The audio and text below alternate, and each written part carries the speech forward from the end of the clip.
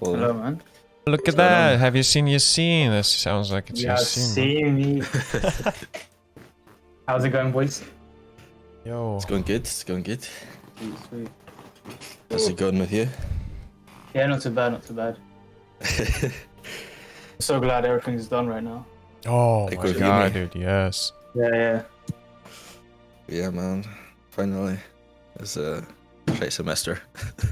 Yeah. So what you guys been up to recently? What you been up to, Marius? I mean, Marius has been. I've seen Marius's game. It looks fucking sick. Dude, I've been doing that Yeah. shit like 30 days in a row. I've been streaming already, and Well, it's kind of going okay-ish, you know, like just streaming, developing, yeah. finding community, little like, you know, chats here and there, developers. The thing is, the Twitch developer community is like fucking bonkers, man. Like, Is if it you have actually like quite big? it's not like big, but it's the thing is, if you wanna, like, I've learned way more than I would have, for example, in uni, by just, for example, spectating someone or asking questions, or, you know, there was even Right. one instance of thing where Oscar should know the guy, Irish John Gaming. So I stopped by his channel. I was like, how do I implement Fog of War like properly? He's like, you know what? It's gonna take me an hour. Let's go. So he just like ditched all of his job, like all of his works that he was Wow. doing, and he wrote that and like gave me the code and shit and showed me. Man, it's just like it's cool shit on that. So That's awesome, man. Just That's that. awesome. What were The you Fog of doing? War looks sick, though. fucking needs work anyway. I'm looking into Flutter Flutter. For apps. Is that? apps, yeah. So that's what I've been doing in my spare time, really. Cross-platform app development. Are you all in C++ and stuff? No, it's in Dart. So Is in what? it's in a language called Dart. Dot. Dog. Dart. Yeah, it's like it's a language made by Google. Oh, It's like shit. it's kind of growing a little bit. So I mean, these fuckers made so many languages. Like they have, don't they Yeah, have Go, Go? They Golang. have Is the. Go not from Facebook? no, Golang's I think the engineers from Google. Huh. Okay. Yeah. They also have Kotlin, for example, for Android. Yeah, Kotlin. Like I don't know why they didn't go with Kotlin, but So many languages. Gee. Yeah, that's the thing. They're and as weird as it sounds, like I was like, okay, so there's C, C#, all of that shit, and I opened Wikipedia to see how many other languages there are. Holy boy. shit, dude! F#, like Isn't it freaking like everything. 600? Oh my god, at least, bro. Yeah. Crazy. But yeah, that's what I've been doing, just like practicing that. It's actually quite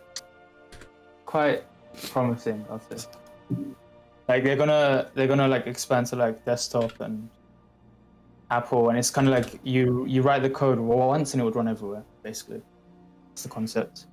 Sounds Jeez, good. man. I mean, Do you have every any ideas language. for apps? Huh? Do you have any apps that you want to make?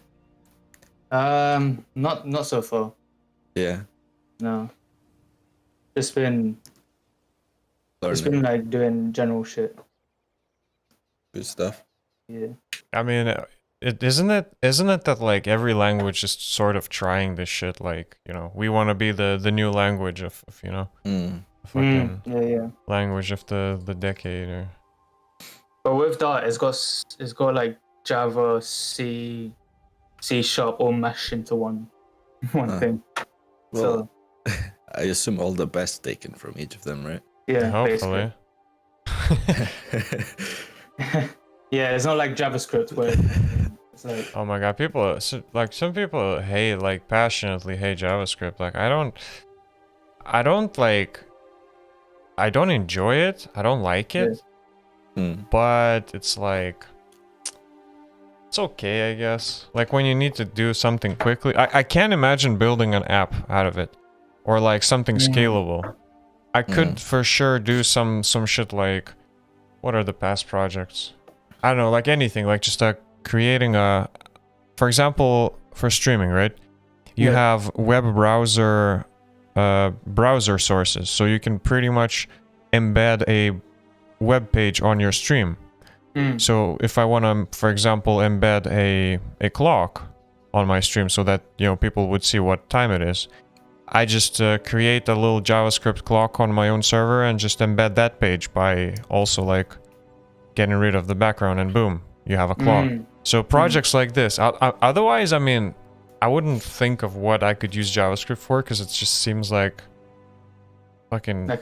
It's a mess if you want to scale up, yeah. Like, yeah, definitely, yeah. But yeah, for like those kind of small things, it's definitely useful, for sure. Yeah, I don't know. I've been doing the C# thing, so it's kind of... Are you enjoying that? Like, it's cool, you know. I think just a week ago I realized that, you know, game programmer is a valid and legit job opportunity, you know. And it's... Yo, it's gonna explode in the next 10 years. Yeah, some shit like that. Competitive gaming, like, and then and obviously these guys have to make these games as well, so it's gonna explode. Yeah, the thing is, I don't know, man. I started, you know, experiencing this crisis where I never thought of my future before, but now I'm just sitting here thinking, holy shit, like, I know that I'm going into programming at what sorts? Like, I don't like web. I don't like web all that much. As much as I enjoy servers, I also don't like servers. I found myself in this fucking limbo. Like, do you know where you would want to work? Like, would you know? Me, definitely not web. With me, I'm more into like augmented reality. Ooh. I'm really like, I've like seen like things on Twitter where I've just followed like AI stuff, like, shit. And it's actually really sick. So I really like have some ideas for augmented reality, and AI and apps as well. And that's basically where I'm headed towards. Hey. So that's the Flutter thing? Yeah, that's like, I'm just experimenting with that as well. Seeing where it can go. And like in the future, like I'm pretty sure it will be used for like cross-platform AR stuff, so. Yeah, I'm sure it could. The thing is, I was just very skeptical of AR, like... Maybe it's just the beginning stages of it, right? I mean, yeah, it's quite early, and like Apple Glass just got released, but like they announced it as well. Oh yeah, because I looked it up recently. They have. Yeah. Like in the next 2 years, I think like 2022, they're gonna release it. And it looks so cool. Like they don't have, it's just like one little LiDAR sensor on like the top right. Holy shit. Yeah, and I don't know how they're gonna get the imagery on the screen, on the lenses, but it's not like this bulky, I don't know, HoloLens. Yeah, the HoloLens is massive. Somebody could actually wear on the street. Yeah. That's the second one, though, isn't it? The Google Glass.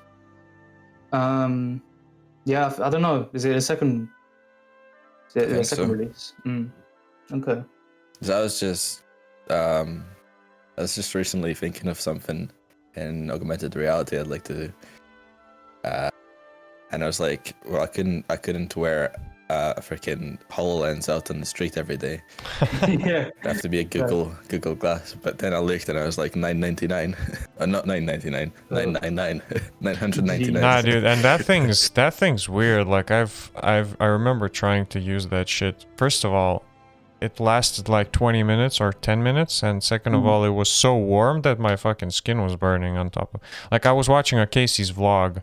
It took me one vlog to burn through my fucking hair on the, like, you know, above the ear, because you have, like, you know how Google Glass is like, the thing that goes, like, over your ear and stuff, and there's battery, there's the processor. The shit got warm. Not even warm, it's like, it got hot. And like the battery didn't last all that long, and I think it was some sort of a dev kit like fucking 3 years ago or so. But you know, that's why it didn't really pick up, because just I think the way that Apple's approaches like with LiDAR sensors probably like makes it the form factor very small. Like because these like Microsoft and Google, they're probably using like cameras and shit. Yeah. And that's why these things could become like so big. Apple Lens, isn't it? Like I haven't even heard of this. Yeah. Oh no, wait. Apple Apple Glass. Apple AR glasses. Apple Glass. Yeah. Never heard of it. Yeah, man. I mean, these look actually kind of like. Apple glasses. Like, if anyone, maybe Apple could bring it to more. Like, the thing is, as a concept, for example, Casey has done a modification or on Google Glass. I don't know if you guys have seen it, but he literally like cut. Let me just type it in. Yeah, he pretty much used the blowtorch to freaking customize Google Glasses. And at least that's how his video is called, blowtorch customize Google. He pretty much took like the Google Glass and merged it with like Ray-Bans and shit.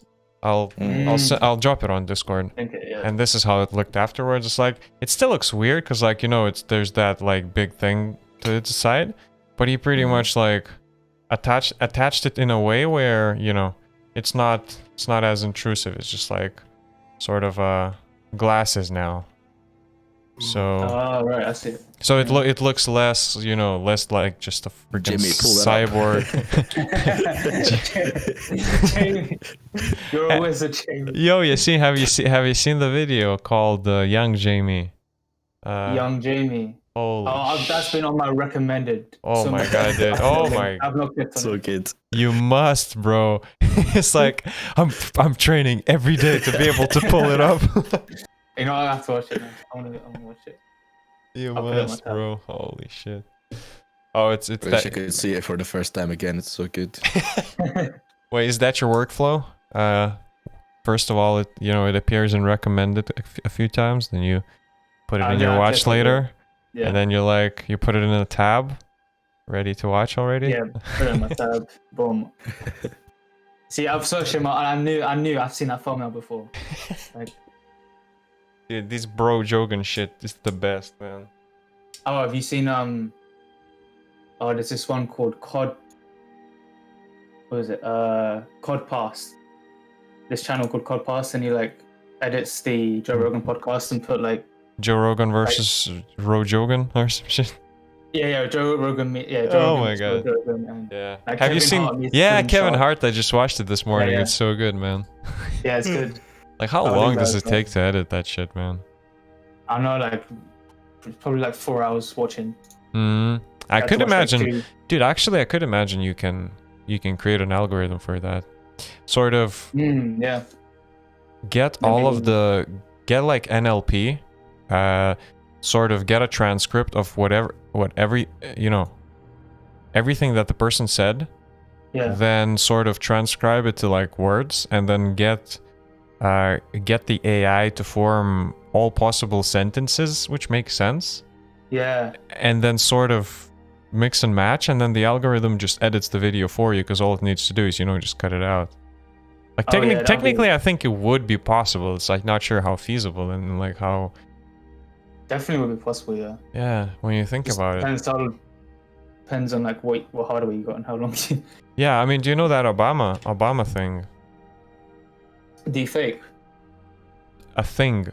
It's talkobama2.me. Talk Obama to me.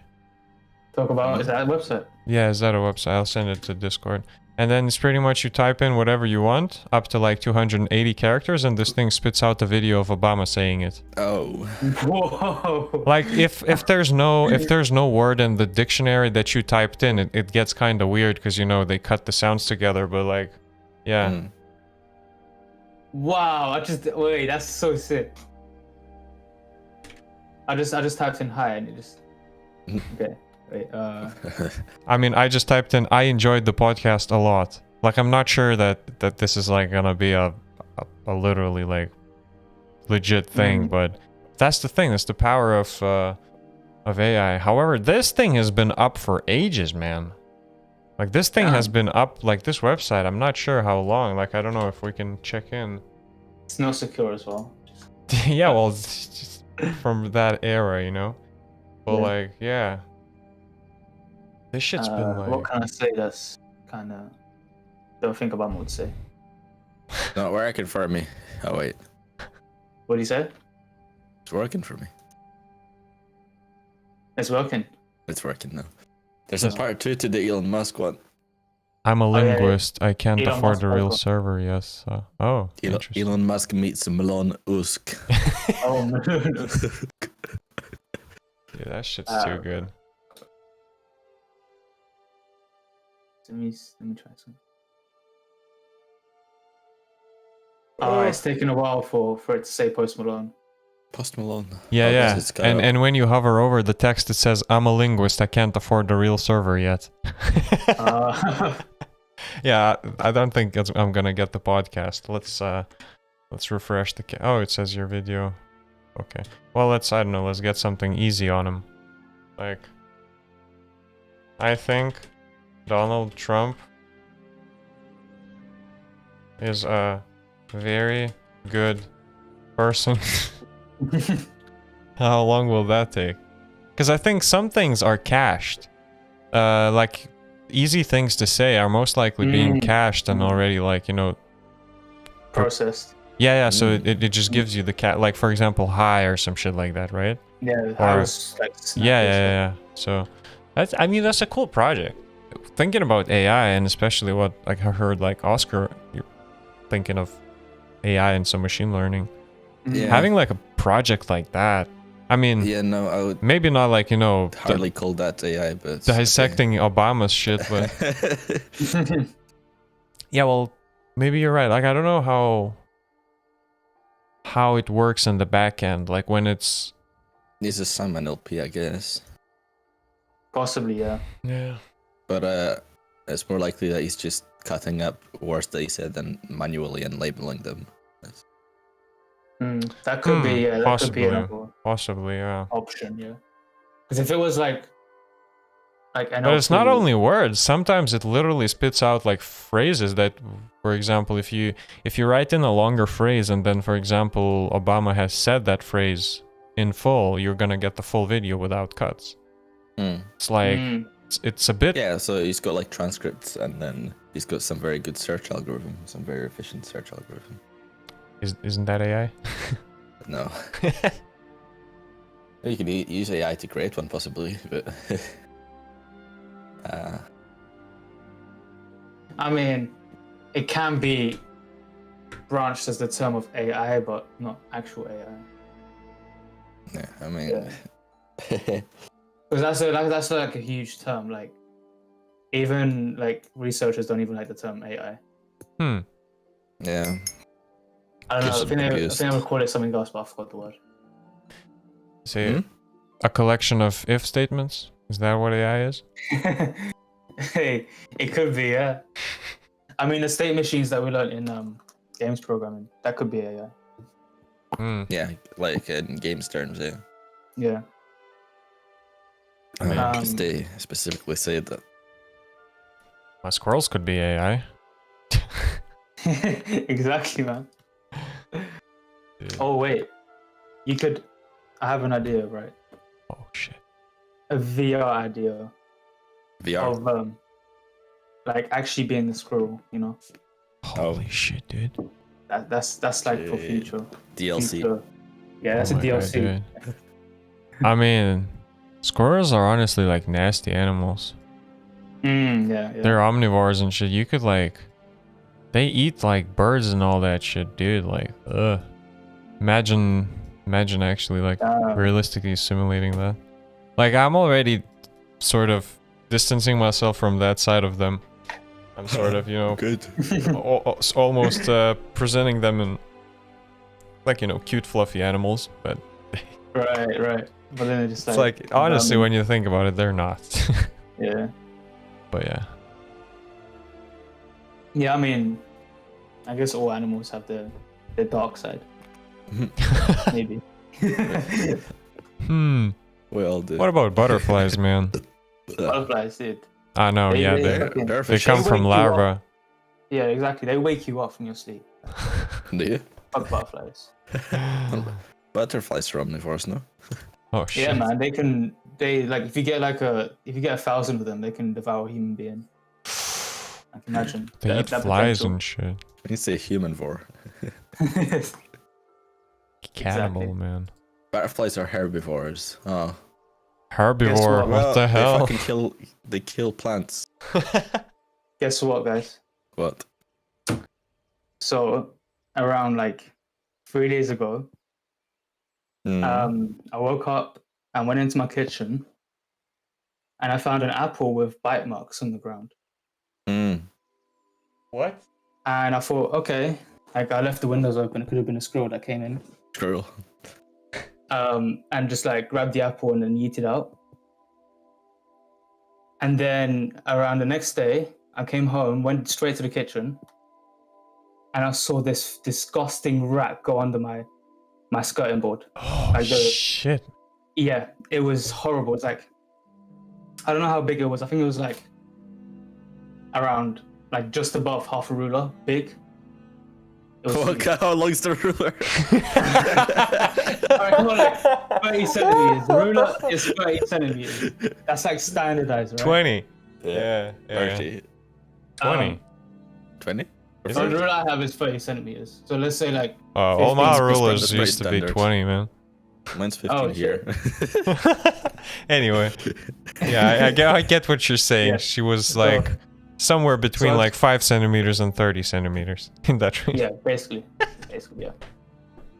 So yeah, I saw that like just go underneath my like the sink, like you know that wooden board, like between the cupboard and the floor, Oh shit. right? It went through the gap underneath that between the cupboard and the board, and I had to order a trap, like a sticky trap, because I didn't want to get like those like spiky traps and then it would just be blood everywhere. I didn't want that situation. Oh shit. So I got those sticky traps. I laid because I knew its path. Like I knew it was going through that little hole and then going to the bins and back and forth. Yeah. So I placed the trap precisely to where I wanted to capture it, right?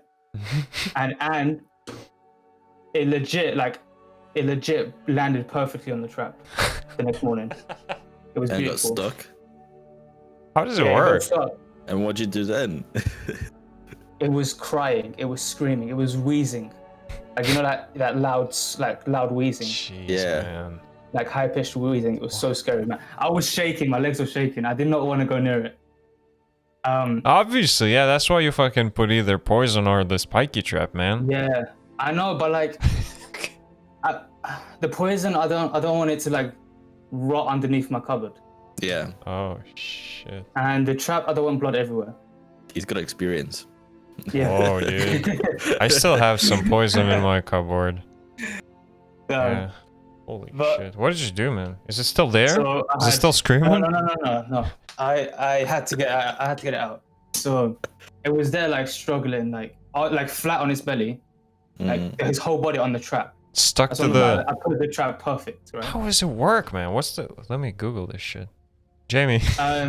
Jamie. Can I be your Jimmy? Yeah, What the Oscar, fuck? all that shit. Nah, it doesn't sound, man. It has to be like, you know... Oh yeah, it has to be like a name. Jimmy. Like, yeah, you know, like a fucking meme-worthy thing.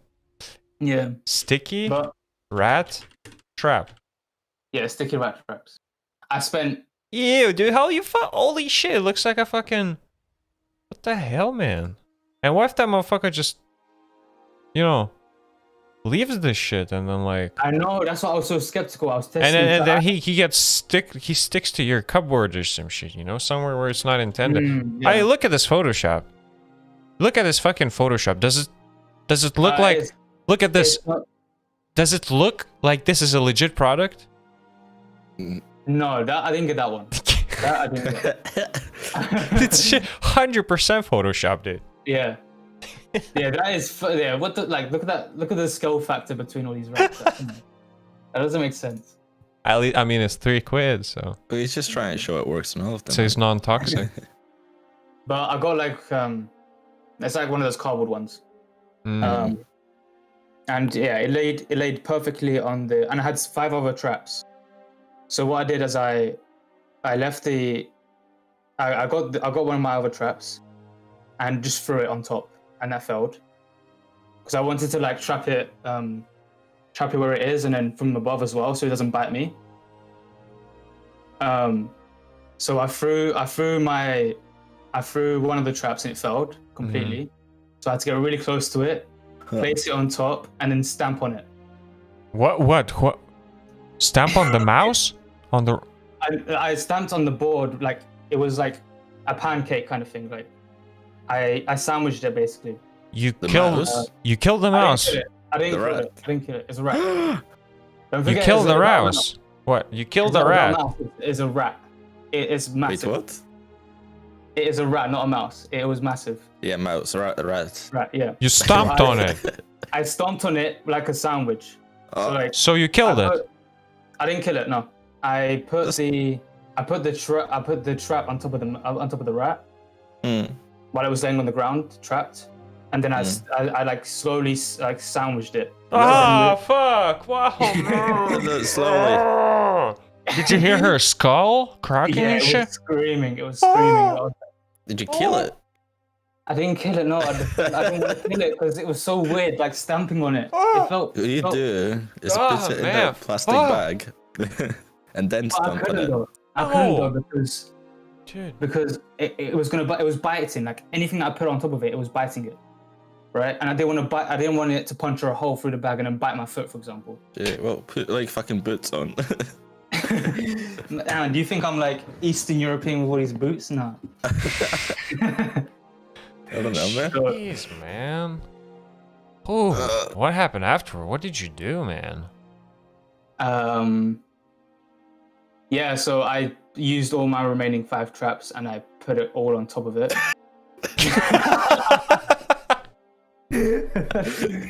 So I put everything on top, and then like I had to use like one of the traps to like lift the board kind of thing, so then I don't actually get near it with my hand. Yeah.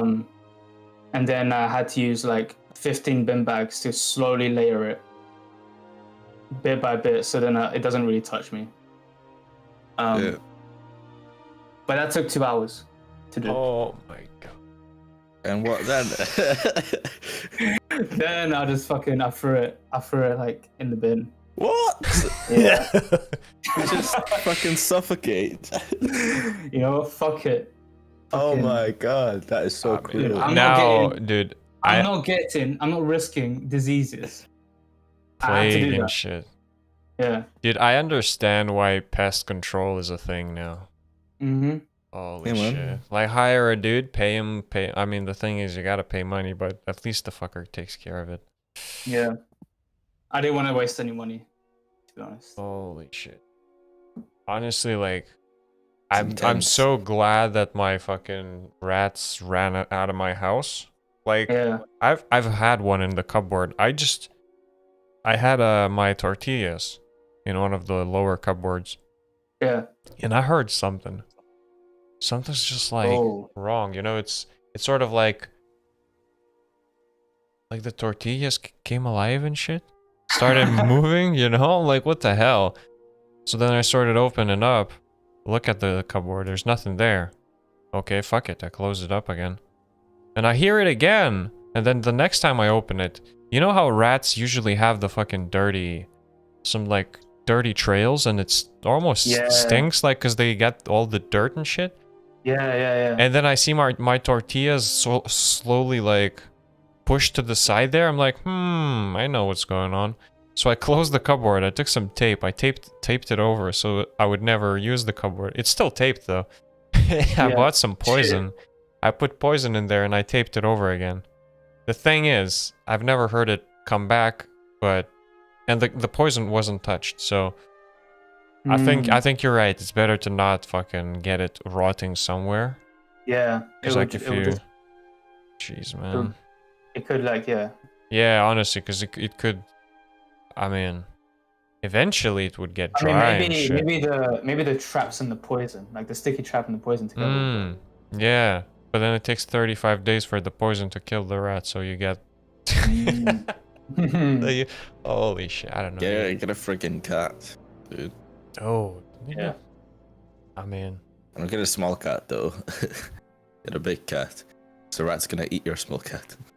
dude, Oh, I had a dog. My dog helped me once.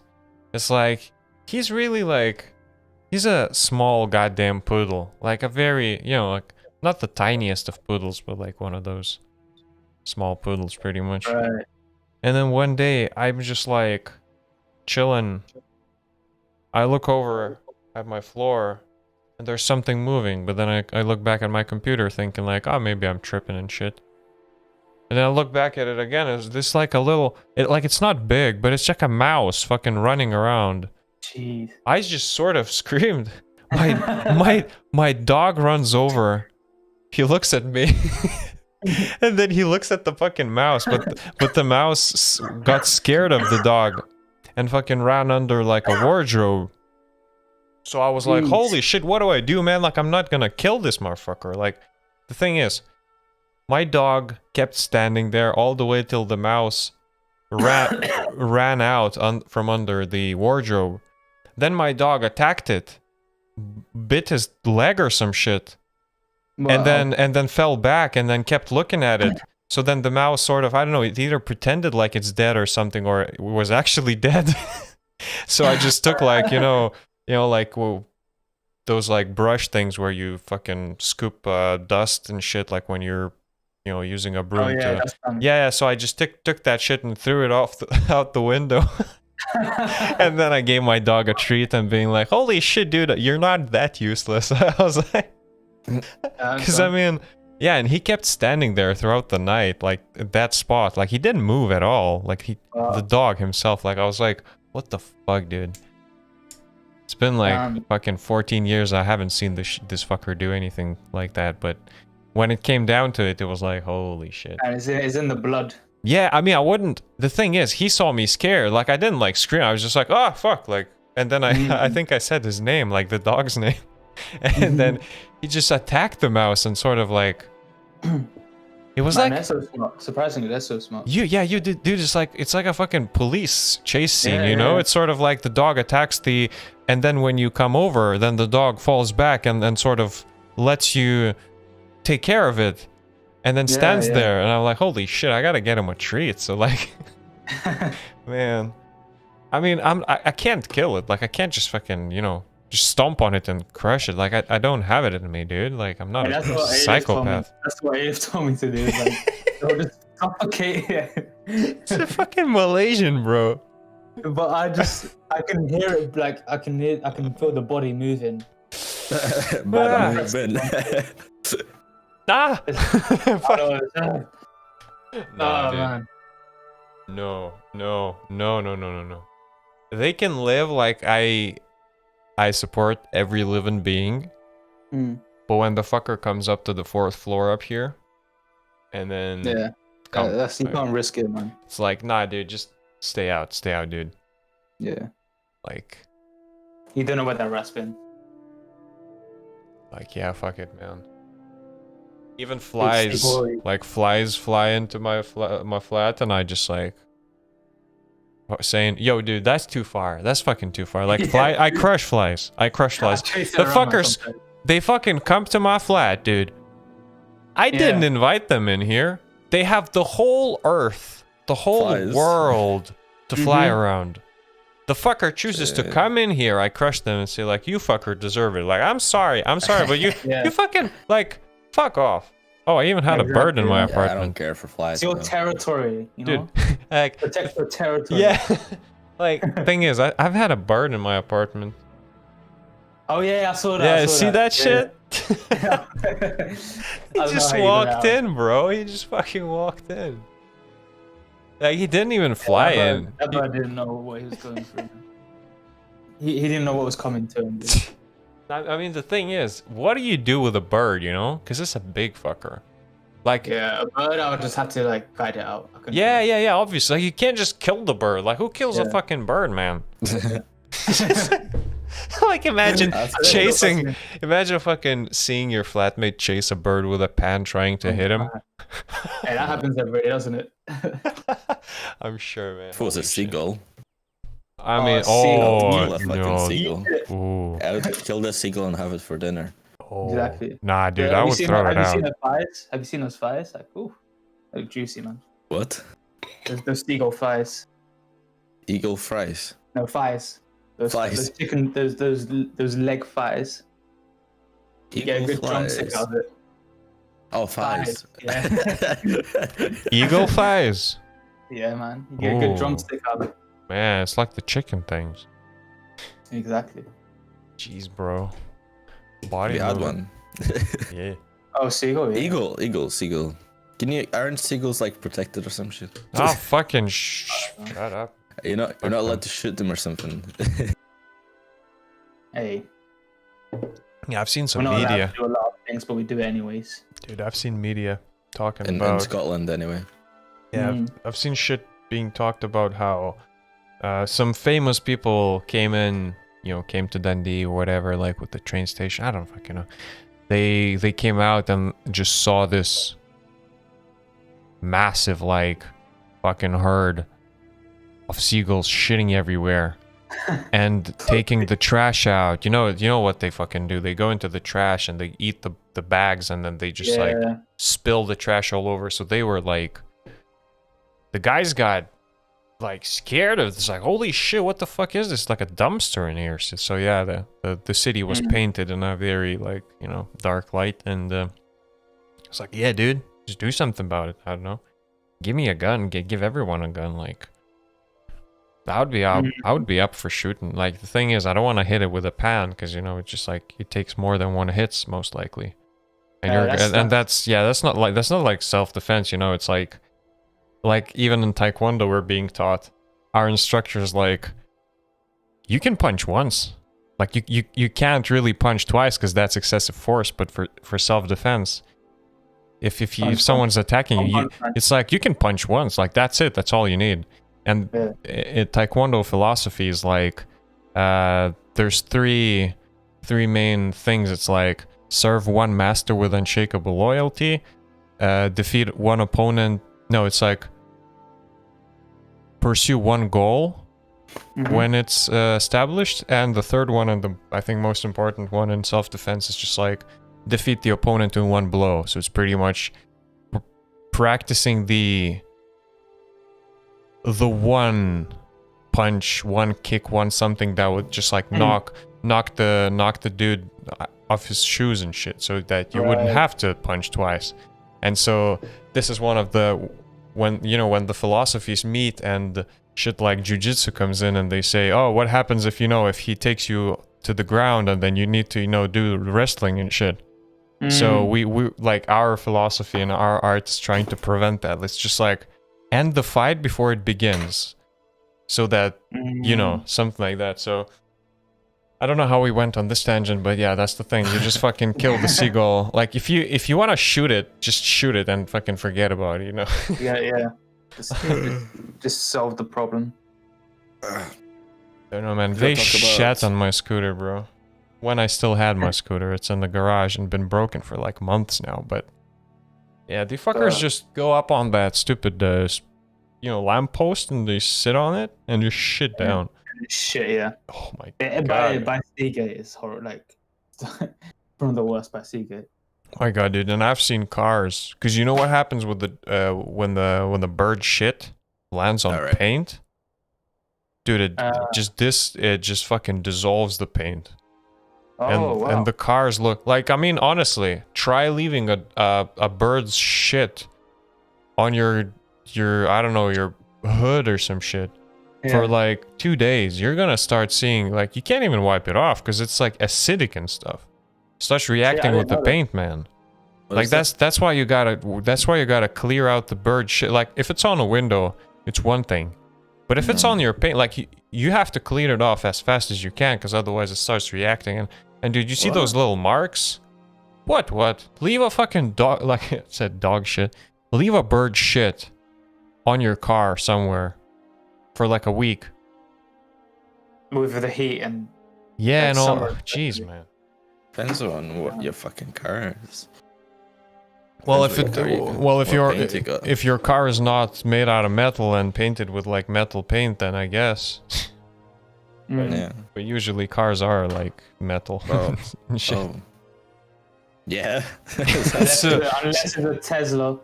I've never Elon seen Musk that probably shit. for that shit, so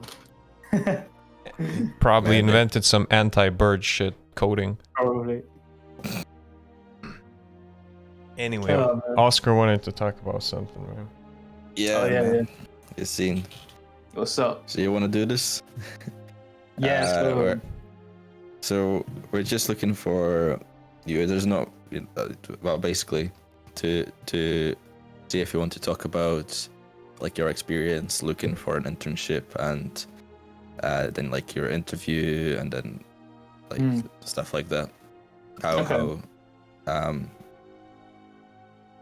I've prepared a little, like, if you want to, this could be like anonymous, but you can put your name on it if you want. right. And Okay. this will basically like go on a Facebook group, and we'll try to reach out to other people to do the same thing that have gone internships and graduate jobs as well. And this is just going to be like a space for students to share their experience and to kind of encourage people and to actually like look for jobs and stuff. Do you think Right. that he should write the post up himself and post it? Or are you gonna be the moderator who's like posting those stories? I'll be posting them up. I mean, yeah, that's a good point. Actually, I didn't really think about that. You could potentially just put it up, but Or yeah, I was thinking is it of- just better to probably create a page for this shit if you're thinking of that? Because then you can post it as a page without Can I needing not- to attach anyone else's name to it if you want to do it anonymously. Oh, Like, you know, if that's your goal, then you want to do a Facebook page, and then the page itself posts stories. If you want to have a group, then Yeah. you want it I more like, personal and yeah. I don't mind like throwing my name out. yeah. Yeah. Cool. Yeah, no, I was thinking of how I was thinking about this. Just like you'd write it up and hand it over to me, and Yeah. I'd post it and like sign off with your name under it if you wanted to. Let's say How sustainable is that? Well, for the start at least, that like the fact that I'm like having to reach out to people. Like, I mean, you haven't got eventually- many. Yeah, like if for the start, that's fine. Like you haven't got like I don't know, like how many people you got so far. But you can't. Can you not post? So in a group, you can post anonymously, right? No, you can't. But in the page, you can. But you can also post as yourself. Is that right? You can post as a page. So for example, if you create a page called, you know, bird activists, then every post you do is going to be as the page itself. Whoever likes the page, follows the page, they don't even have to be in the group. Everything's public if you want it to be public. Yeah, group can be public as well, no?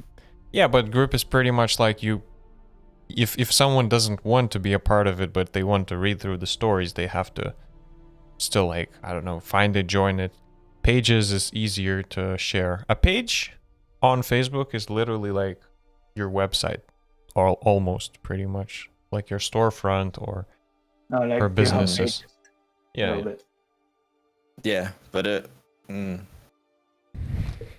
don't know. I'll have to look into that. But yeah, for like the first ones at least, because I'll be like strategically posting and publishing the page with people, and then posting the first kind of student experience Yeah. on it. yeah, but then like, think will if happen the this same thing. initiative could happen and be continued like next year. So if you, for Yeah, example, that's what I'm saying.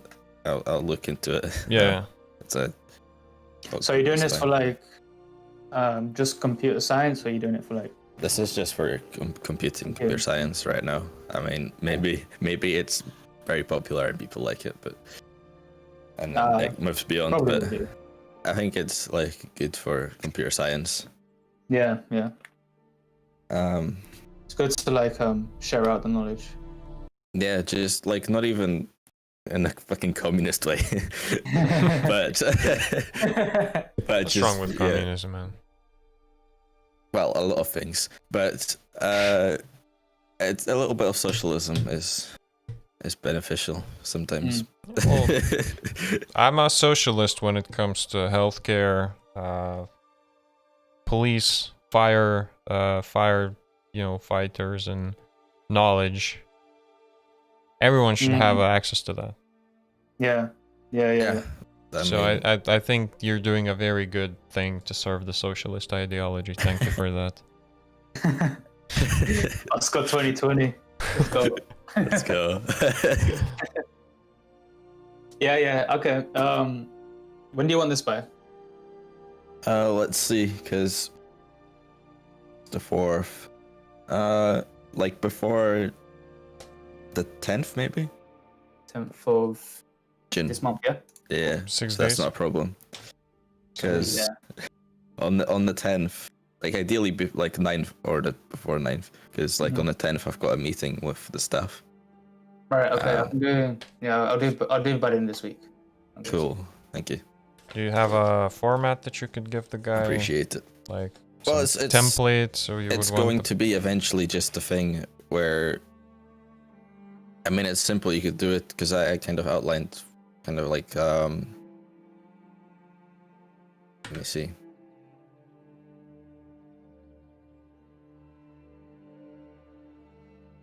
Because my internship did get cancelled, so.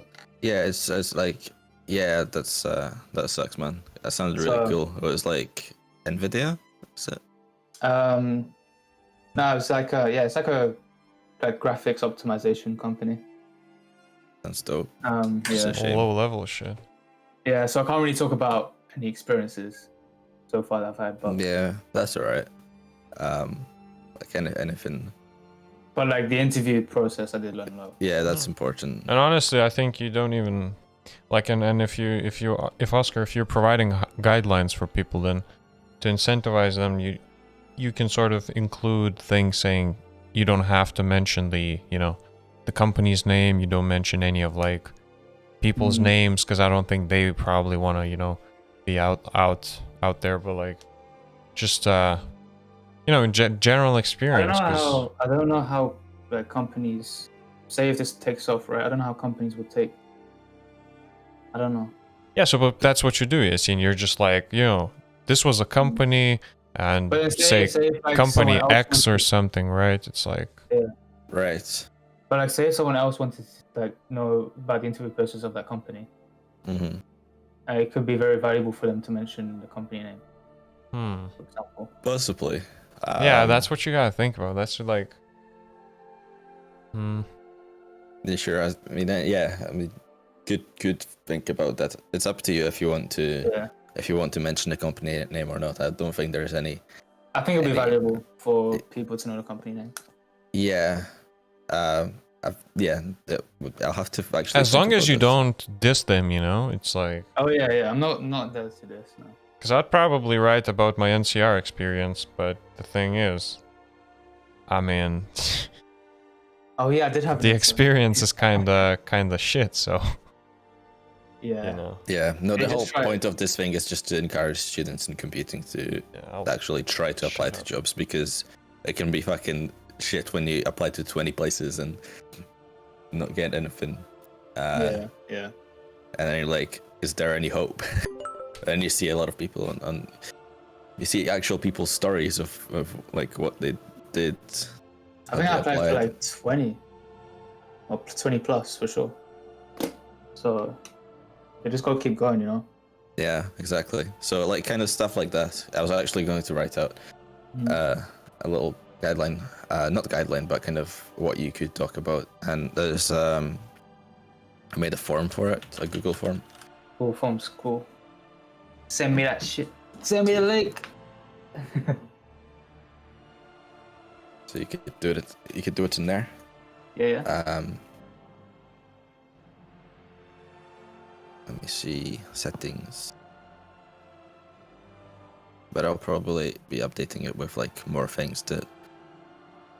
Nice.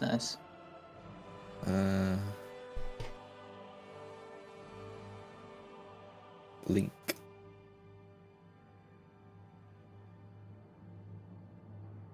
Well, that's an untitled long question. I need to fix that.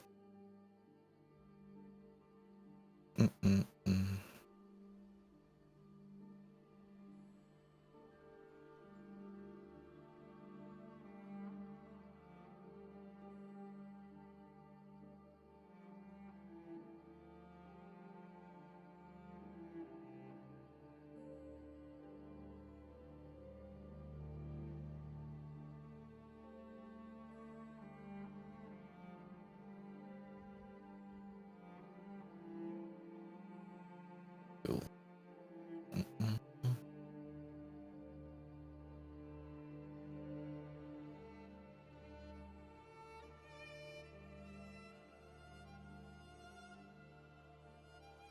Oh shit, dude! This company wants to get I've sent it in 53 grand.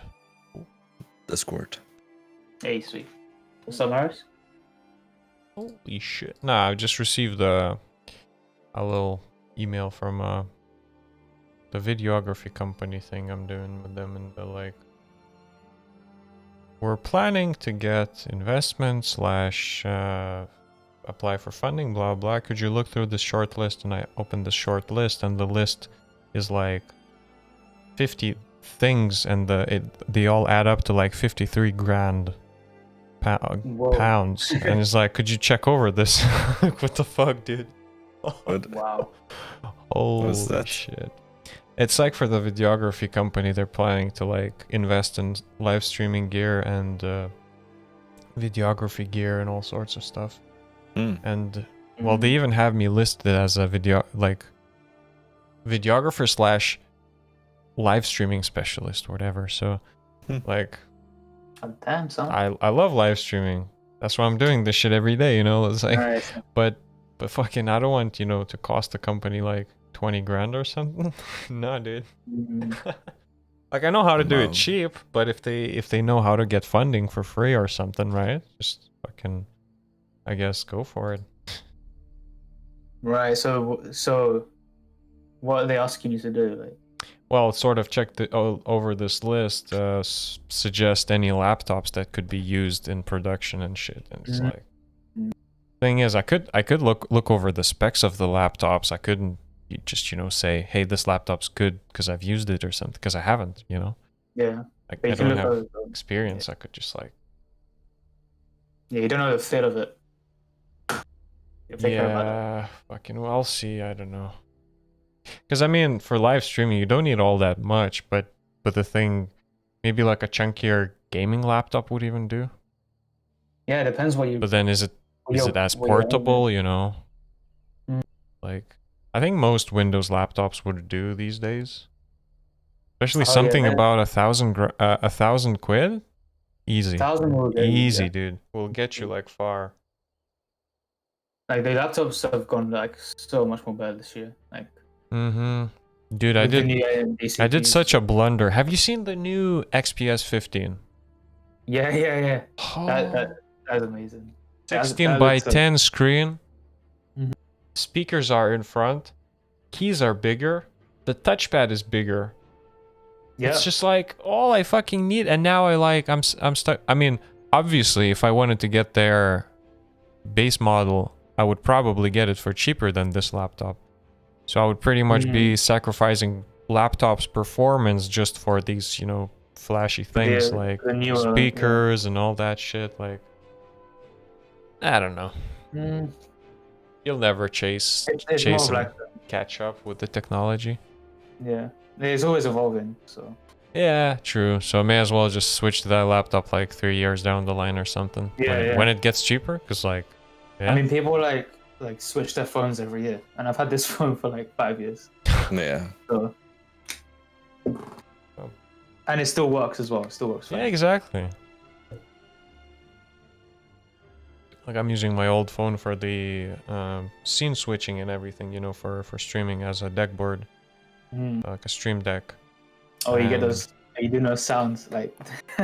Nah. It's just for like scenes and then keybinds for like Twitch messages and stop stream, start stream, commands, all shit.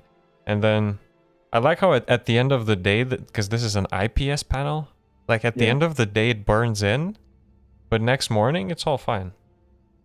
Oh, nice. It's like if it was an OLED, I'm sure it would be dead already. But this thing fucking. Yeah, I was like, oh shit, I burned in my display, and then I look at it the other morning. It's like, whoa, where did it go? What phone do you have?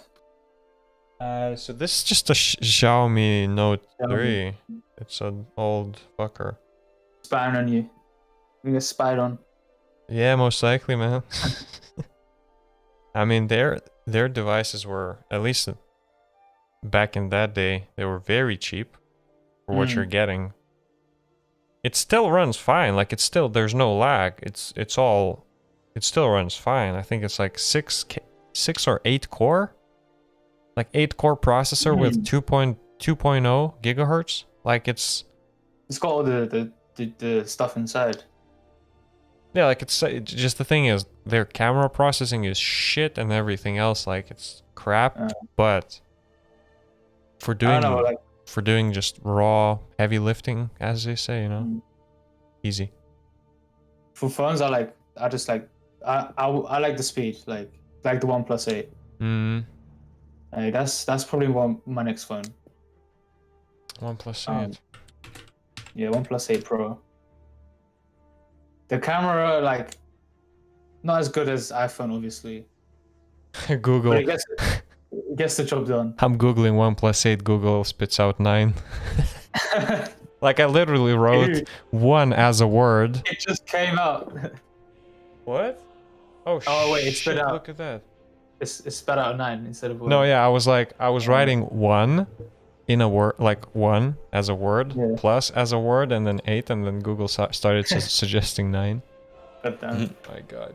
Big brain. 120 hertz. 120 hertz screen, like wireless charging. I don't like the O punch still. Like I just can't get over it, man. The hole punch. I've never tried the hole punch. I've never had that. It's. I mean, people say you don't notice it. I just think like, man, like fucking.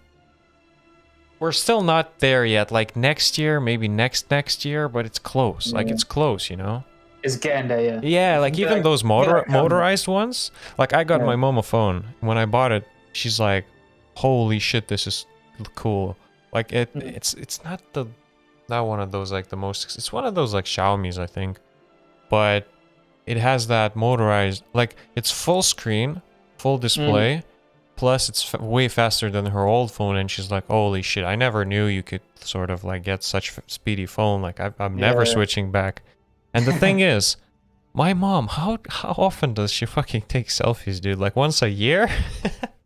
Yeah. It's like good. So fuck that front camera. So she has like a full display right now, and it's, you know.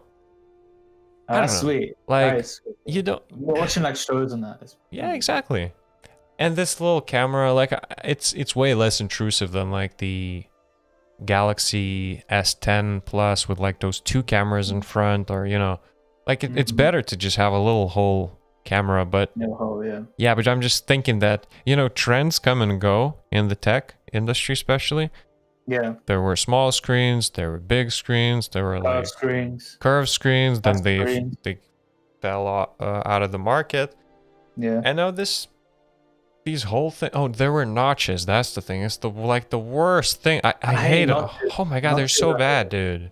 That's why I don't want to go for Apple, because they're not. Yeah, because they for some reason they just can't. I mean, they will catch up. They usually catch up eventually, but you know they want to wait till it's perfected so that, you know, they would do it the Apple way. It's like the Google Glass. I'm sure they're gonna provide a good product, but it's just like it took them so long to get to where they are because they don't want to shit on their brand because they got such a powerful brand. So I'm sure their phones will get to this eventually, but yeah, I think the best way of doing it is like whenever you go into whenever you have the full screen, the camera won't show, and then whenever you want to take a selfie, the screen the screen dimensions will shrink, like when you're in the camera app, and then the camera will show. That should be the way to do it. Like because you don't need that front-facing camera all the time. You only need it when you take a selfie. Yeah. So That's what I'm thinking. So like, how many times a week? I would probably even say a week. How many times a week am I using the, the front-facing camera? For other people, obviously, other people who are, daily selfieing, sure. Instagram influencers. Yeah. You know what I mean? Like, Yeah. probably. For me personally, like I'm rocking a Note 9. A good device. Nice. Holy shit, Yeah. fucking good device. Using the stylus, you can draw, you can do all sorts of crap with it. And I got it just because it was one of the last phones to still not have the notch. Because I was switching the phone and then I realized that, oh shit, every phone nowadays is switching to that stupid notch thing. So this is the last notchless phone before they perfected like the next gen notchless. But yeah. And because of this stupid sort of curved screen, I got it cracked and got it sort of replaced and fucking, I don't know. We'll eventually switch. If my game picks up, dude, and I make like fucking $500, dude, hell yeah. Hey, you will, man. You'll be balling, man. You make fucking making bank, bro. Oh, hey, Clayman, how are you today? Yeah, it's a fucking... That Fog of War, like, edition, like the fog. I call it Fog of War. I don't know why I call it Fog of War. But that fog is like, that edition makes it so much more like... it adds so much more depth to the game. Yeah. Oh, guys. Oh, shit. Clayman says, Notch? Notch is not stupid. He made a game worth $2.2 billion. Oh. Wow. Whoa. Oh, yeah, Notch, yeah. Nah, dude, I hate notches. All of those fucking notches. Yeah, man. Nah, dude. Don't know about the OnePlus 8. Like, I've heard some controversial things about it. Like, first of all, the hole punch. And it was... some people were talking about the brand itself. So the brand was always sacrificing shit for speed. And they were... At least they got their name out this way. So they got very speedy phones for quite a competitive price. Yeah. And now they're sort of... Now they're in that flagship. Yeah. It's like sort of climbing up the ladder and then becoming more of a flagship. And the thing is, they're still... they got the... What is it? The 90 hertz display. They got... They got all the speedy charging. Yeah. I got all sorts of shit like this. However, I don't know about the camera. Like, Yeah, that's the one thing they need to improve on a little bit, the camera. And they added some sort of like filter which can see through objects as well, which is kind of controversial. Oh my god, that infrared camera! Holy shit! Yeah, they disabled it. They disabled it. Yeah. But that could have like, I don't know, gone huge. Like, and they put it at the end as well. They put that filter at the end of the list of filters, so that it's like a hidden feature. Well, they hid it when they did their press releases and stuff. They didn't even like mention it because they realized probably after designing it that this is controversial and this is bad. So then they're like, "Oh shit, like what do we do, man?" And then It's like they've done all that work, and then they just realized. And they realized, oh shit! So then what they did is like, oh, and the third camera, don't question it. It's just a camera that puts a nice filter on your images, and then people have started realizing that holy shit, you can see through things with it. Like it's an infrared camera, In photography, it's very common to have, but not for mass market access plebs. No one really. Because some people are very into like infrared photography, and you can get some very interesting landscape shots, for example, because the camera sensor can see all of that. Your eyes can't. However, when you put that filter on, it just shapes it, morphs it, and just like, dude, this is weird. I don't know. Like honestly, if I was to buy a phone in the upcoming like year, or even now, I wouldn't know what to get. Right. I wouldn't get Samsung because they're changing their processor. Are they changing their processor? Yeah, they're not using Qualcomm. They're using something of their own. And oh, dude, their Exynos processors are good. yeah, Exynos. Yeah, Exynos. No, Exynos I've been always getting, like the Samsung S7 Edge that I had. Apparently, the phones that are made for the global market, which is, you know, the dual SIM, or no, yeah, the global and European ones, they have Exynos, and the United States ones, they have Snapdragon, Qualcomm, yeah. Snapdragon. Well, I think it's like made by Qualcomm. Snapdragon is the same shit, I think. But basically, the Snapdragon processors, when you do them head to head, they are slower. Like, especially in that model, it was like you're holding two phones, and then you do the speed test, and you're just like, oh, so did I win the lottery? Almost like, you know, did I get it with this processor, or did I get it with that processor? It's like, it is optimized for their own devices, because Exynos is kind of good. Like, I have another phone with Exynos right now, and it's like, it's all cool. It's just that even if I was to get a Samsung, like, what the fuck would I get? The Z Flips and Flips are just shit. The 20, like the Galaxy S20 series with their like 7 cameras or something, like, nah, dude. It's just Apple is watching like patiently while Samsung is trailing with Z Flip and all these flip phones. They're just waiting for Samsung to make something good. My God, yeah. Honestly, like. But what I heard with like Exynos is the battery drains quite low. Really? Like, that's what I heard. Yeah. But I don't know that for sure. Phones that defy barriers. What is this phone? Whoa, this is full display. What the hell? Oh, but there's gonna be AMD are gonna enter the phone market. AMD. Yeah. Lamau. So I can't wait for that to happen. That's gonna be some good shit. We'll see. Well, where the hell is this screen? What the fuck, dude? They lied to me. Oh my God! I opened on their front page. They have 3 phones. One of them doesn't have a notch. One of them doesn't have like a hole punch. It just literally like full screen, full display. Which size? And it's called Phones That Defy Barriers. And I click Discover the Range, and I try to find this phone, which was on their front page. It's not there. Like, they don't make a phone without a... Yeah, maybe I just don't see it. They don't make a goddamn phone without a hole punch. Like, what website is it? Samsung.com. Wait, really? Yeah. Oh, that's one. Oh, it's the Galaxy A80. Okay. It's one of those, like, mid-tier phones. Sort of. Right, yeah. Mid-tier phone for 600 quid? Dude, what the fuck? Yeah, man, might as well get the Apple one. I mean, that's how much I paid for the... Oh, because it has the motorized thing. Like, I see. Okay. Rotating Oh, it's that fucking rotating camera. I see. Do you know A80? It's apparently the one where, you know, the camera slides up and you're using the same camera for both front and back. Whoa. I didn't know. Oh, yeah, that one. Yeah, dude, Galaxy A80, and look at what for example, their marketing material or something says. I've seen jerry-rig everything, I think, sort of, you know, took it apart. I think you slide it up.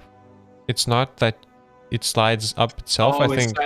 Yeah, I think you slide it, and when you're sliding it, the camera goes up and then it flips to the front. So you're pretty much using your rear camera for the front selfies. Damn, that's it's a good idea because you're reusing the same camera. That's gonna expose your face. No, yeah, but I mean that's a good thing. Yeah. If you had some filters as well. And then Oscar just listening in on us. He's an iPhone user.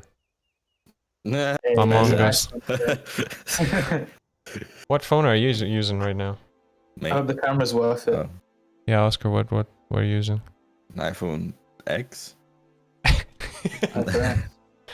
Yeah. Oh, that notchy boy. Yeah.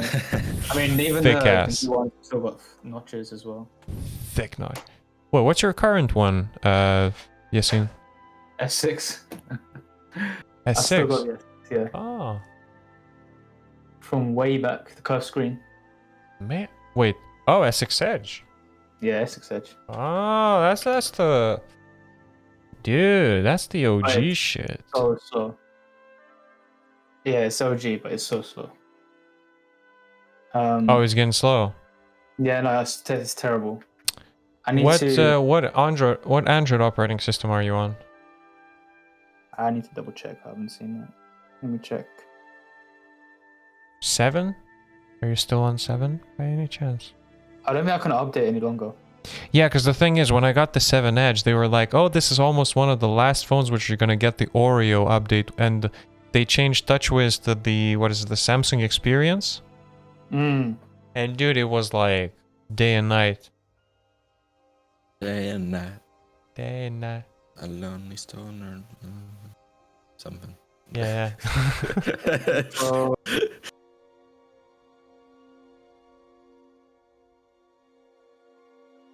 Android 7. Because then they had the Samsung Experience and oh my god, dude, these days like the Samsung phones, especially the Note 9 with their One UI. Ooh. And I think I'm on One UI 2.0. That looks clean as fuck. Oh, this thing's like I've never thought about shit like that before. About like having to reach, and then I wouldn't even double question it, you know? And then they came out with such a design where you don't have to reach. Man, it's like we underestimate like UX and UI designers, but they actually like they pull quite a good job. Like for example, if I don't reach something in the settings, like I'll show you something. Like I'll send a couple of screenshots to Discord, I think. If that fucking thing allows me to do that, but pretty much I never thought of this before, and now I'm just realizing that. Well, for example, this is how the settings looks like, right? You open up the settings and this is what you see. However, when you pull down, this happens. Whoa. Okay. It's like, oh, hey, this is a huge, big thing, like thick settings thing. However, now you can reach connections with one hand. It's like I never even thought of this before. It's like, oh, hey, I'm gonna, you know, click it with the other hand. Fuck it. Now you can just pull down. And as much as it feels like it's wasted space up there, it's not, because you can reach everything. Yeah, and you can use it like smart. change Yeah, like, wow, the way they designed it, it was just like, I've never thought of things like that before, and yeah, it's kind of cool. Fingers, mate. You don't have the dexterity, dude. The dexterity to hold your phone at one edge and then trying to reach the other edge. Oh man. Yes. Honestly, like even ET phones. I've heard people saying that One UI is honestly one of the best Android ROMs. You know how people like install Cyanogen mod or something. Yeah. Hey Sunwork, how are you? I fucking forgot about YouTube, man. Yeah, so you know how they like install custom ROMs and Cyanogen mods and all sorts of, you know, skins? How are they called? I mean ROMs, like, I think that's... I've installed those before. Yeah. It's like you can use like theme packs kind of thing. Right? Custom Android, pretty much. Custom Android, okay. Like, what is that OS thing called? Lineage OS, for example. Lineage OS. Yeah, Lineage OS. It's like, it is like Android, but it's not default Android. It like gives you way more customization. It's like literally open source people making shit where you like can... a different distro kind of thing. Yeah, like a different distro of your operating system. So you can even have so much customization that you even can almost change individual clock colors. Wow. You know, like hours, minutes, and then you change the color of this. You can change the position. You shift it sideways, and it's just sounds really fun. Yeah, like there's loads of customizability, and then if you care about this shit, dude, it's like... Yeah, that's something for Dimitri. Yeah, and then also security, because, you know, well, they say your data, your rules, everything, blah, blah. It's like, you know, security updates every month. because there's usually issues with, for example, the providers of shit.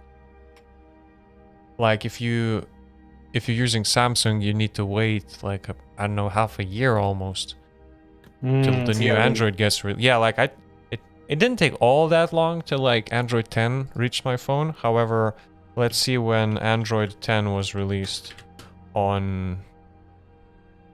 Okay, never mind. Yeah, it was released in September 2019. So my phone got it like February, I think. So it's like February, okay. Pretty much like, you know, like half a year almost, because you know they have to redo it for themselves. And then here people are just working on this shit, and it's like having a Google Pixel. You know, they say Google Pixels are the fastest ones to get the updates because Android is being created for Google Pixels. Google, yeah. Like honestly, if Oscar was ever to decide to switch to Android and he wants to like get the truest, purest Android experience, Google Pixel is the way to go. It's just that the current Pixel phones are just crap. Yeah, a little bit lackluster. The cameras, I think the cameras are a little bit better though. Yeah, like I think that's the only good thing about them. They do like processing and, you know, like AI shit. They do shit, but like what?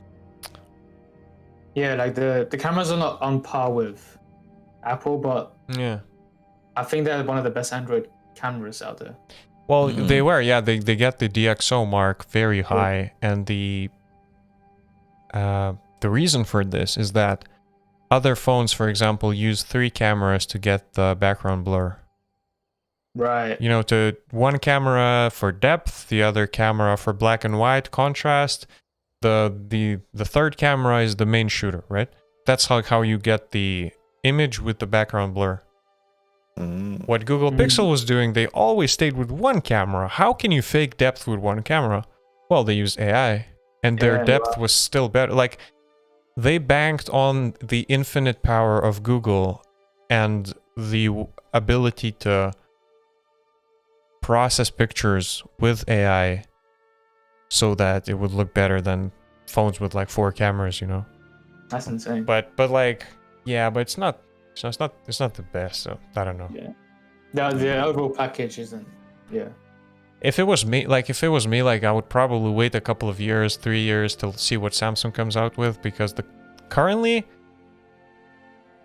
the way it's heading, Samsung's operating system is just way like miles ahead from what it used to be. Like, dude, my first Android phone, holy shit. It was bad, dude. But the thing is, the novelty of it, just like, holy shit, dude, look, I have notes, I have a calendar, I have a calculator. What the I can browse web. It takes like 20 seconds to load, but I can browse web. I could play Angry Birds on this shit. Now it can't even, like, now I took the phone, it can't even open the Google Play Store because it's so outdated. It's on like 2.3 gingerbread operating system. Like 9. You still have that phone? Yeah, it's in Lithuania, but like, holy shit, dude. Yeah. Just rocking an HTC, man. HTC. Yeah, man. I forgot about that phone, actually. HTC is dead. Yeah. Wait, did I actually like they're done now? They're finished. They're done. I think they're making a comeback though. Oh. Okay. So yeah, that'd be interesting. I used to use S3 Mini as just like a iPod, you know, iPod Touch. It's like I just used a spare S3 Mini as like a music device, a music, podcasts, audiobooks, just like a.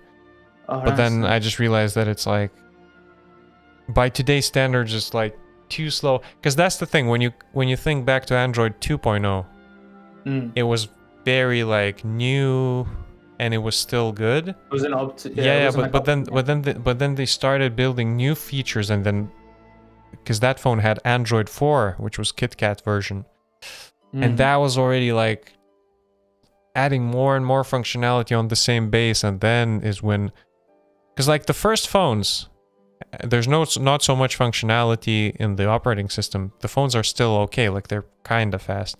Then they started piling all that shit up until, like, you know, there was a dip in performance throughout those years, and now they're coming back. Like this was like a huge slump for that, Because I think they just sort of over-engineer, add too much features, too many different, things, and then... So I just realized that, yeah, I'm just wasting my time by doing that. Plus, I think all of my 3 phones, I fucked them in the same way. The headphone jack. It's pretty much... No, it's like, I keep listening to music, and then I realize that my phone just, I just hear some distortion, and then that's it. The headphone port just never works. I was like, oh, holy shit, that's it. I can't listen to music anymore. And I didn't have Bluetooth headphones then, so this was terrible, man. It's like Bluetooth headphones don't even exist yet or some shit, and like, oh my god, my phone's fucking headphone jack died, and then my mom was like, oh, so you need a new phone. Wait, speakers?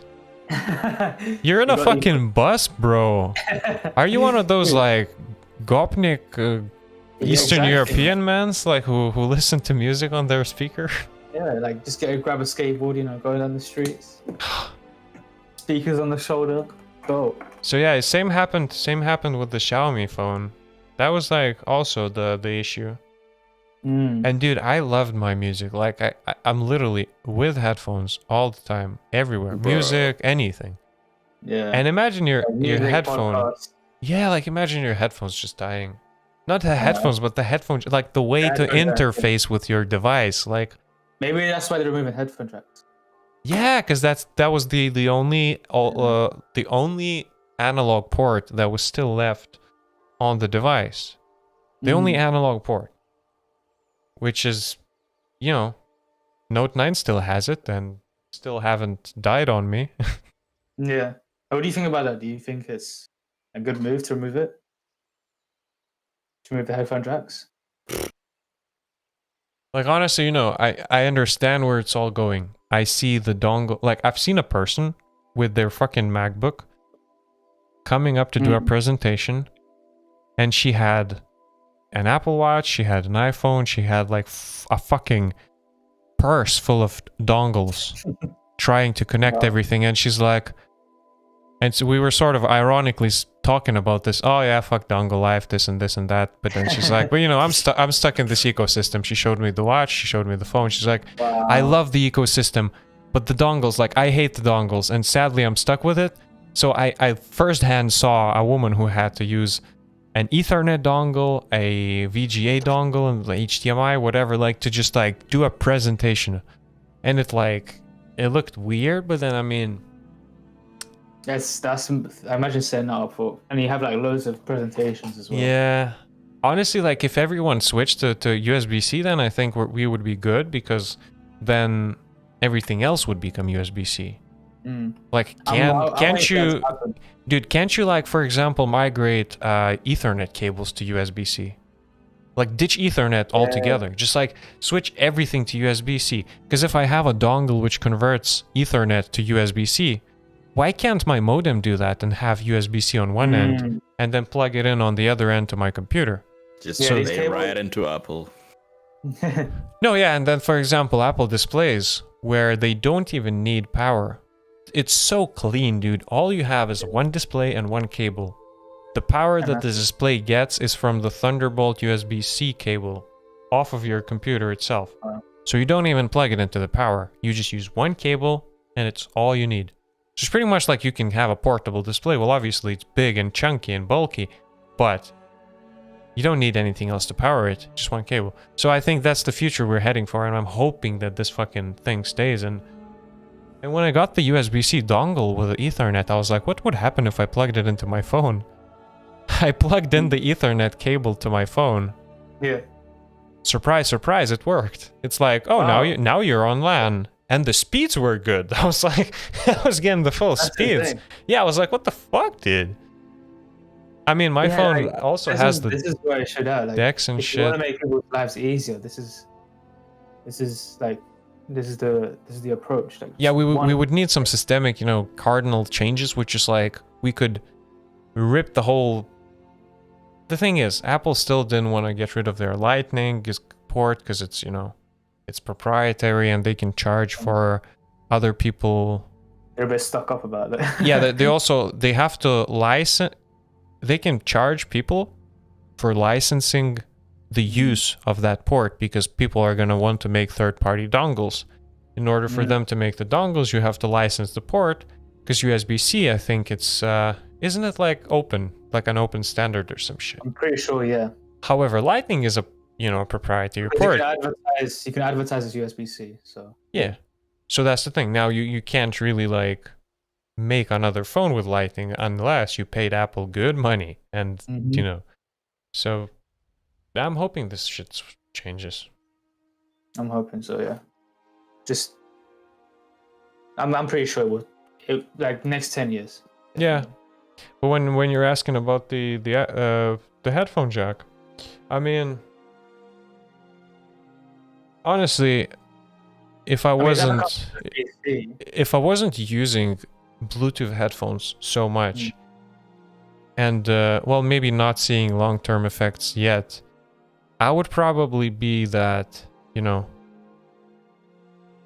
scared of it's like headphone jack for life, because you're not really exposing your brain to radio waves. Because imagine having Bluetooth headphones, dude. You're literally just having like a radio frequency receiver / transmitter on your head. So does your adapter, your router, like that's all shit like that, right? If you went if you became Edward Snowden and only used cables everywhere, then I mean you wouldn't be exposed to radio frequencies all that much. However, the frequencies are everywhere. Like I'm still so fucking weirded out by how you can put an antenna up and like receive frequencies. It's like that amazes me. It's like what the fuck, dude? I just raised this shit up on my roof and I can tune into shit. You know what that means? That means they're everywhere, dude. The waves are fucking everywhere. BRB. Oh, he couldn't handle it. Holy shit. No, but honestly, dude, imagine. Like, I know physics, right? We've learned about waves. But I still can't, like... Dude, I'm freaking out. Like, what the fuck? How is it so unique? Like, how can one wave be different from another wave? And yeah. How can you tell that this is this person's wave and then that's the other person's wave? And they're passing through and like, shit. So it's like, even if I was to get rid of my Bluetooth headphones, to get rid of my router, like my router's under my bed because that's the only friggin' place where it, like, the fuckers had an internet, the socket little box thing, right? Yeah. It was out in the common,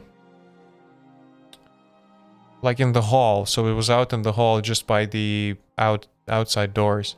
For some reason, they fucking took that cable, took it down under my doors, and created an outlet under my bed.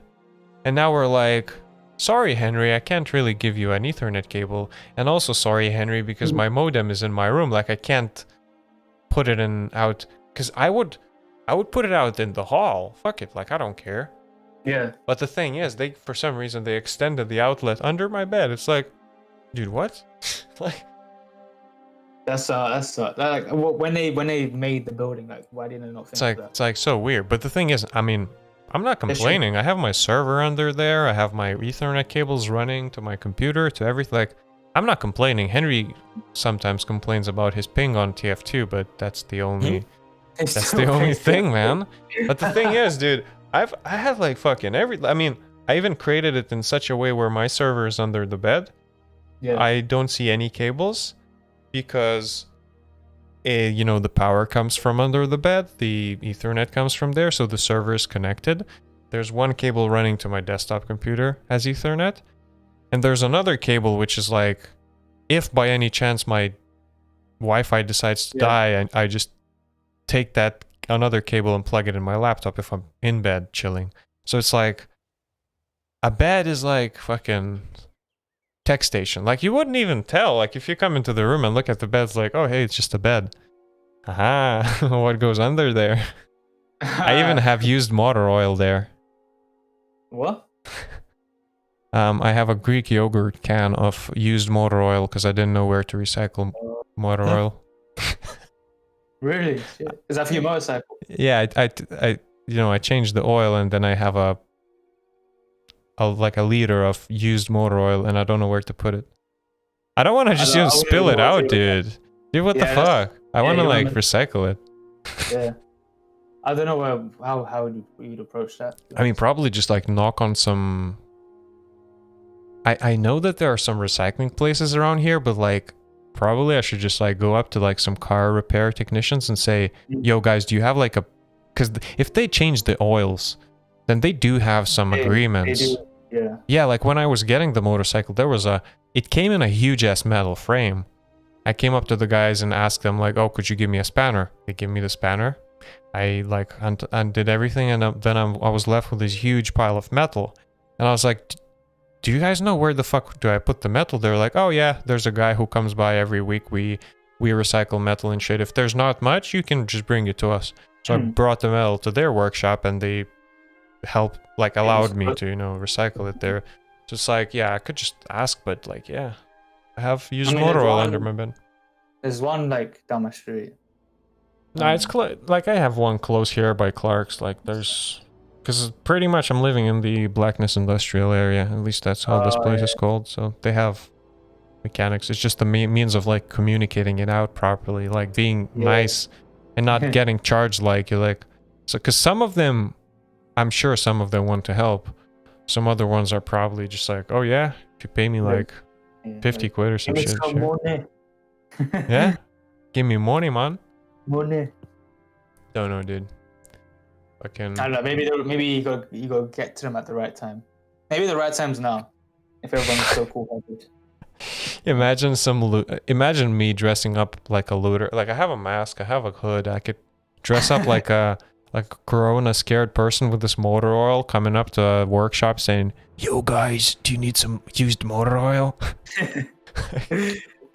Discounted at $3.99. They would be like, holy shit, dude. Just like, yeah, please don't hurt us. Give me your motor oil and leave, dude.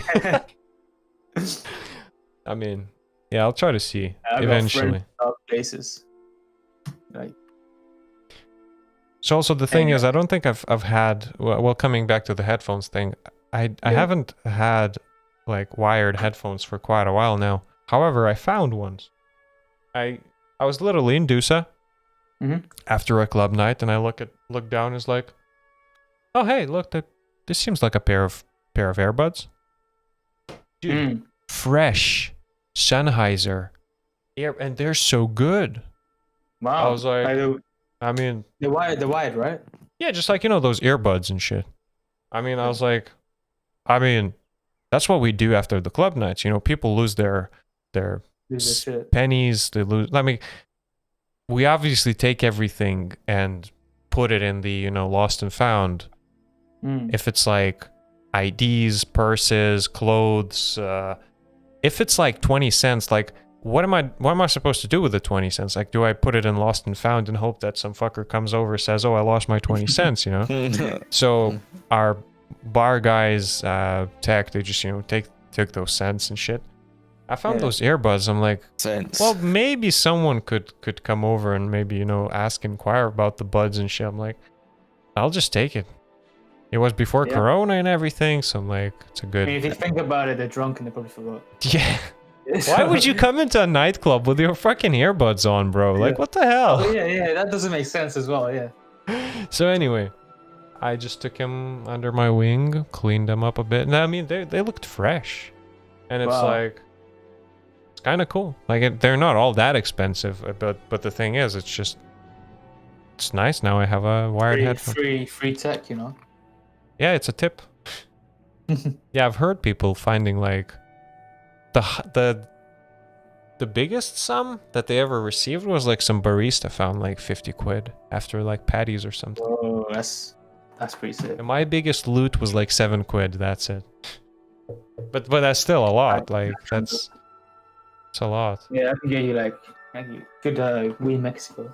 No, yeah, but the thing is, imagine like having at least like 1,000 of people in a room trying to buy drinks and everything, and one of them loses a quid, another one loses a quid, and then like it's not Then you just accumulate that. yeah, it doesn't really like hurt them so much. Like, dude, if they went into a fucking nightclub to buy drinks, like they were ready to spend that money and piss it out at the end of the night eventually. At least that's what I'm thinking about it. Like, I don't. Freshers week probably be mad as well. Oh shit. If that happens this year though. No, if freshers happened this year, I'm fucking done with this place. Oh man. Now we're gonna come back to uni in October, man. Anyways. Totally, yeah. Dudes can't open their fucking clubs. Yeah, I mean, I don't know, like, it's not like I go into the uni and it's just I don't know what's the fun in it. Maybe because I don't drink, but like I just go in and I'm like, what's happening, you know? Yeah, well, maybe you're different. For everyone. Yeah. Some people very like drinking and shit, and like I found the fun of it. Like I went out like once with my now ex-girlfriend, and it was very fun to just like, you know, not like drink because we don't drink, but dance, just like that, chill, chat, you know, look at people, maybe find someone else. And the dancing's like, only ever fun when you do the dancing, and then afterwards it's just embarrassing. I guess. Yeah, I find it embarrassing. Before you do it, you don't want to do it. When you do it, it's good. After you do it, it's like, why the fuck did I do it? No, that doesn't happen. Before, maybe it's weird. Afterwards, it's like, I did. You live, you don't give a shit about what people think. I think that's what people do in the clubs, especially. Like it's silly. They just come in silly. Oh, maybe silly. To you, yes, but it's also having people. Why is it silly? Some body moving. I think maybe. Like, do you exercise? Yeah, exercise. Why? I mean, it's good exercise. Dancing is fucking great exercise. No, but why would you exercise? What the fuck? It's just like moving your body, like sitting there, moving body, or some like fucking. Yeah, I didn't say it's stupid. I'd say it's silly. Yeah, exercising is also silly. Exercising is even worse, man. Sitting there fucking lifting heavy shit. Like, what the fuck, man? Yo, I disagree. Exercising, like, for me, exercise is like meditation a little bit. Yeah, but it's stupid, dude. You just sit there lifting fucking heavy shit, like up and down, man. What the hell? But it's like, it teaches you, like, it's like discipline a little bit, like. To fucking take a chunk of metal and lift it up and put it down, lift it up and put it down. Dude, that's useless. I mean, you went dancing once, you're defending it. Come on. If you want to, like build your body, like, if that's your goal, then, like, go for the gym, like, go for it. Or do, like, bodyweight exercises. But it's all about repetition. Like, when you're trying to train. It's boring, bro. Even like, when like professionals train in sports, they all they do is repetition, just like the gym. So some people find it relaxing, like I do. I don't know. You just gotta like try it. You gotta try it. Give it a shot. Jeez, I would never fucking sit there and just push metal around. Hey man, there's some like you gotta impress the ladies, man.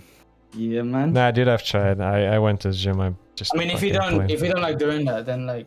I'm playing. It's fine. I've tried doing the bench presses and shit, and I've tried doing just other exercises.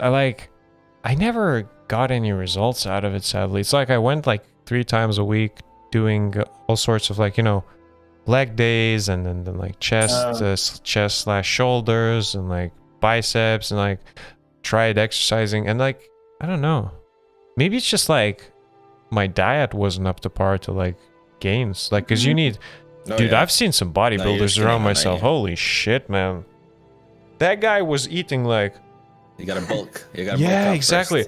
Bulking up, yeah. So his body mass index was so bad. He's like, I'm not even gonna go to the doctor right now. I'm waiting till I get a chance to, because what they do is they bulk up, and then they and then they like get ripped, because they, like, it's very unhealthy, obviously, because you just gain loads of weight and then lose it and gain and lose it, and it's just like, dude, it's dangerous. Plus he was using some animal pack, and he was pissing a fucking rainbow, bro.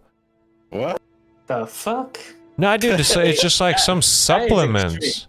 Yeah, like he was so extreme that he pushed it like 6 hours a day, 6 days a week. It was like, holy... Tom Platz, Arnold Schwarzenegger was this guy's motivations, and he kept pushing until he popped his joint out. Wow. So then, but the thing is, he was always like that extreme dude. He's like, if he's gonna do something, he's either going all in or nothing.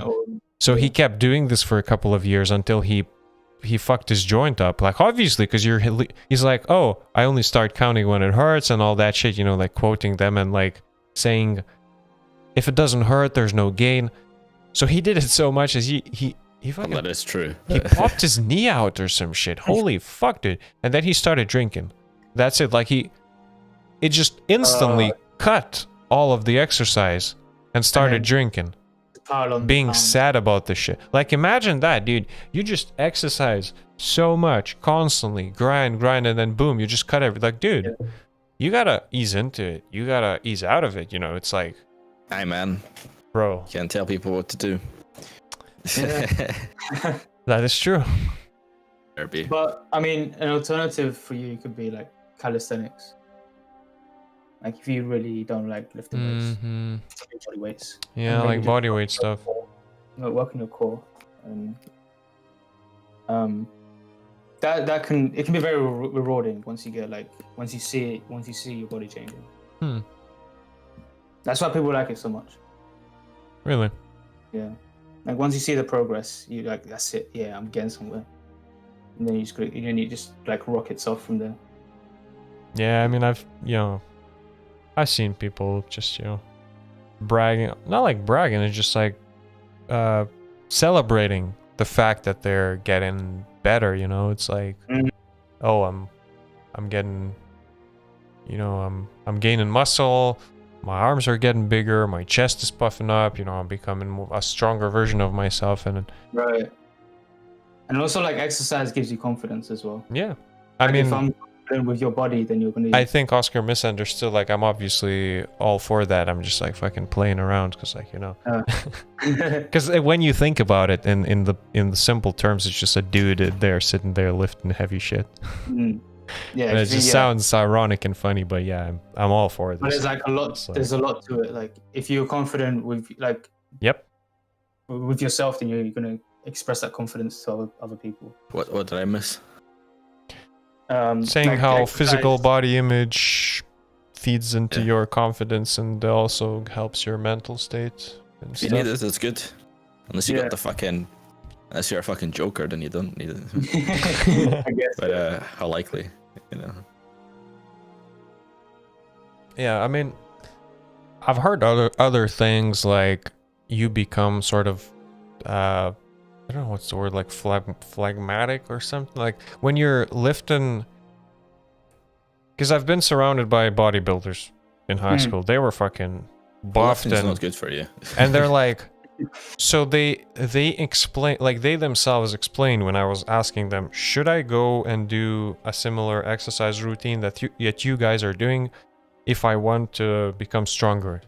They're like, probably not, because it's not like they said it simply, but if I simplify it so much, it sounded like what we're doing is pretty much very limited range of motion, you know, doing, for example, bicep curls, and that's it. It's the fucking 30-degree window of your arm just curling back and forth, which means your muscle loses flexibility, it loses the explosive power. You're becoming more like, I don't know, slower, bigger. Obviously, you have more strength. You do have more, you know, raw strength, but like you don't have more tense. Yeah, you're like you don't. That's the thing. You don't have what it takes to have that explosiveness and speed and so yeah. So they're like, you probably want to do something else, maybe bodyweight exercises. I heard like they are helping you with that speed and. Yeah.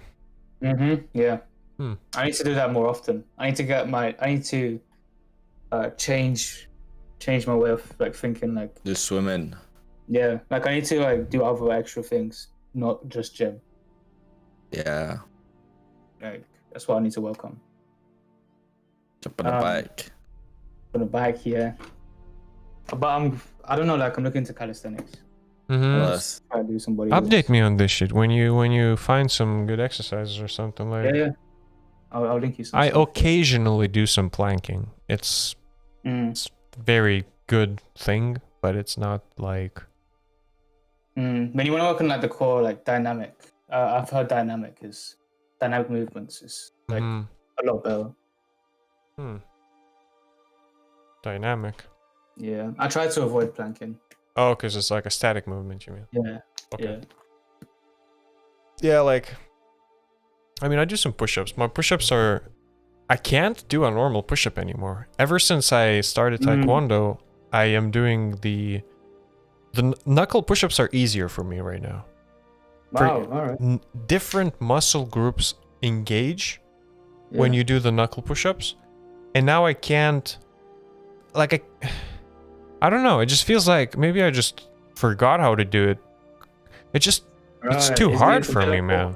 Like, is it a bit awkward? Yeah, it's like, it's too hard. And it may seem like, oh, knuckle push-ups are hard. Well, they're not hard when you condition the knuckles and then you get them up to... I don't know, up to the strength that you need to support your weight. Because that's like...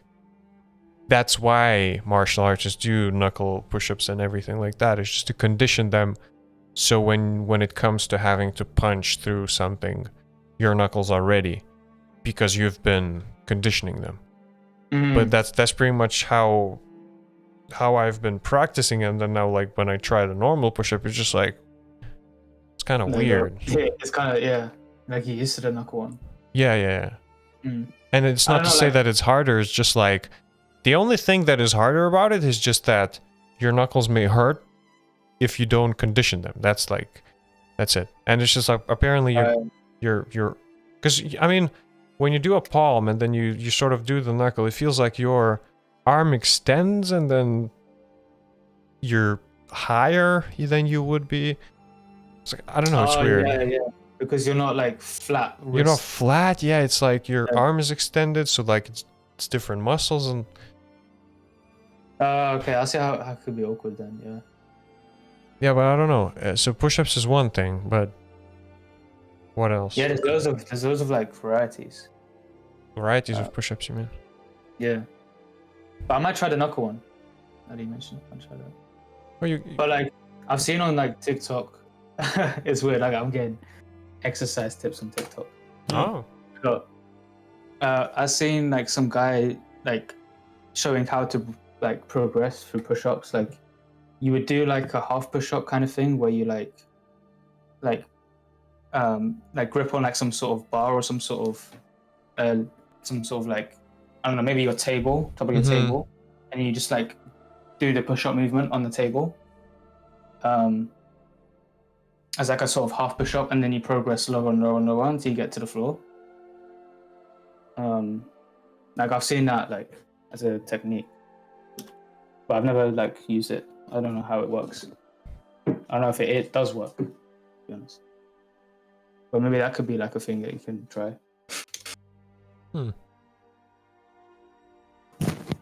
Like slowly working up to it, something like that.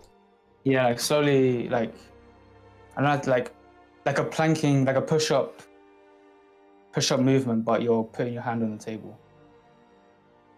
Like you're like almost standing up, kind of thing. But you're angled on that table, and then you go. Oh, that push-up. Okay, I know what you mean. Yeah, it's like you would need like a strong, You would probably use like a bar, but like. Yeah. I don't want to break tables, and I don't think I have such a surface, but yeah, it's like if you want to mimic this shit, you could probably just do push-ups off of your knees. And yeah, that's another. Yeah, and then sort of slowly work up somehow, or using the wall. And, yeah, that could work. Yeah, like I'm sure there are ways. It's just like you need a clear plan and a motivation to do that. Because, for example, working on my game, I have a motivation because I just have to do it. It's like, so that's why I sit down every single day and try work on it. Yeah. I even have like a poster that says no 0% day. Just like try to put at least 1%. And if I was so motivated, about exercising, you know, it's so hard to find motivation, especially when I mean, you're... it's just gotta come with like from within, like. Yeah, it has to. Like, the thing is, the saddest part about this is that you need something to happen to your health so that you would realize this shit. Yeah. However, before this, I don't know, dude. I mean, I'd like to just realize it, I guess. Like, if I mean, that's how you're supposed to do it, right? I mean, maybe like read, because like I heard like in a profession like with programmers, right? Like health is a big factor. Oh my god, yes, dude. Yeah.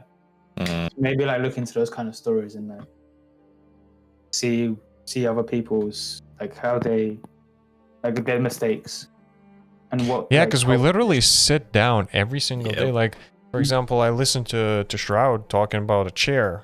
It's like very simple. Like, if you are sitting on your ass at least 8 hours a day and your chair is shit, dude, you should spend that $1,000 or whatever. Like, you don't have to spend that much. There's good chairs cheaper. But it's like, you should be concerned, because this is the question, like the question of your fucking back, of your posture, of your well-being, you know, the way you present yourself. It's like, it's your health, man. Trust me, yeah. Like my posture's kind of declining a little bit because I've been sitting down. Yeah. Like, I even got the monitor arm thing to like to raise the monitor up, because for the whole rest of like whatever I've lived, I've never really had a monitor up to my height. And even this, I would like them to be a bit higher. But it's like, at least now I don't, you know, how you're working on a laptop when you sit at a table, you just like look down. Your neck elongated, like. Yeah. Like, I have this, dude, I have like a fucking lizard. I have this weird bump at the end of my neck. You know, the... Oh, right. Like the little... like a little bit of bone? Yeah, like a bone, yeah. Yeah. Fucking... It's weird, man. Like your neck, like, just like... It's you so used to just like... My neck is in front of that stupid bone, man. It's like... You guys had this shit? Dude, this is like... Personally, no, like... I feel it a little bit. Yeah, but like, it's not like all like, that. I mean, it's big. Fuck it. I try to consciously, like, not try to, like, extend my neck to the screen. Oh, so that's why this is just like getting the neck in. Yeah, just get like the neck. So after So I have like a problem with just sitting all day. It's like you're just like so used to like trying to get. So close I gotta start thinking about like how to like do the, just like get the neck backwards and. Yeah. Oh. And also like high blood pressure and like stress is a big factor as well. Oh, I'm sure. And then you just like want to do like things to help alleviate that a little bit.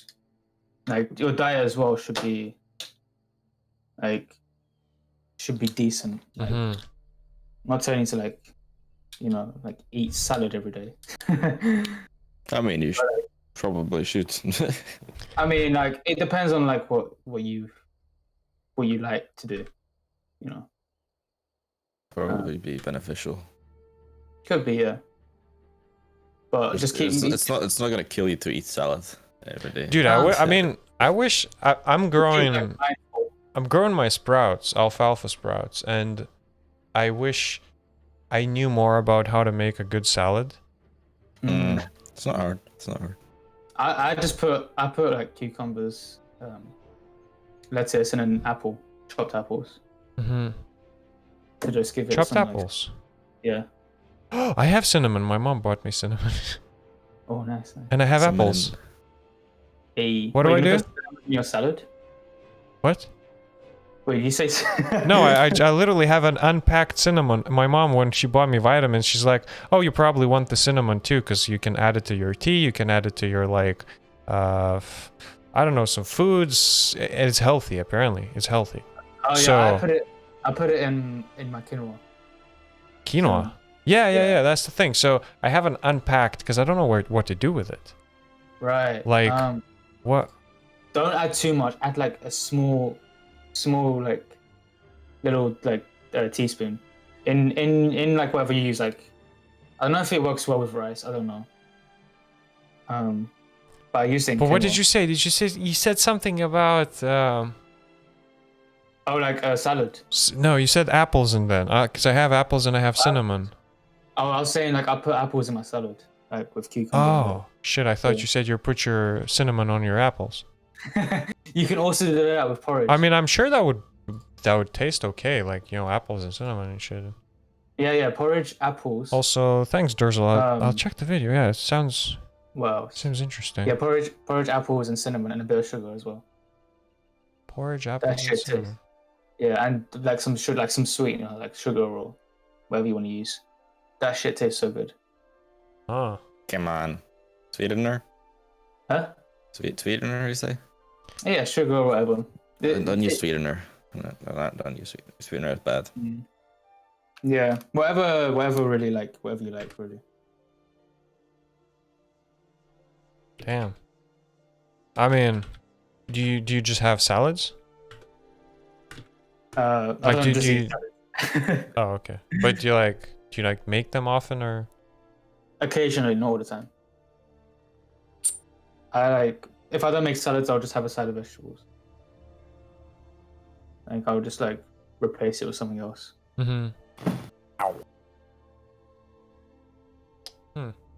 I've been eating the Huel thing. Like I'm out of it. Like I ran out of those 2 bags of Huel. I had it. How is it? Like I don't know. It's like a good breakfast, I think, because I only use it for breakfast pretty much. I wake up and then sometimes if I don't, especially during this quarantine, it helped me out a ton. Just mix it up for breakfast and I usually just eat it or drink it while streaming. Right. So I almost spend an hour to an hour and a half drinking it. So during that time, it fills you up. It's not something that gives you the biggest satiety. Remember how we came up with this shit for my game? Satiety, yeah, it's still there. The variable is still there. It's called satiety, man. Hell yeah. Getting posh with our. Yeah. Oh shit, man. Imagine my code just turning into a posh repository of. Oh no. God, dude. No, anyway, so yeah. I can't. For me, I don't like liquid calories. I just end up going over my limit. Ah. I mean, it does make sense. I mean, yeah. Liquid calories. But if you're not eating enough, that can help you. Yeah, if you're not eating, if you have that problem, that can help you. Yeah. For me, I struggle. For me, I tend to I can gain weight so easily. So gain weight. Yeah, I can gain weight so easily. So all it took for me to gain weight was I never ever gained weight before. Now I'm starting to feel like my my fucking belly is getting bigger. It's just because even the university's closed. So no exercise. Yeah, I'm not getting any exercise because taekwondo is off. The freaking uni's closed, so there's nowhere to walk. Just I'm rotting on my chair pretty much. So. Yeah.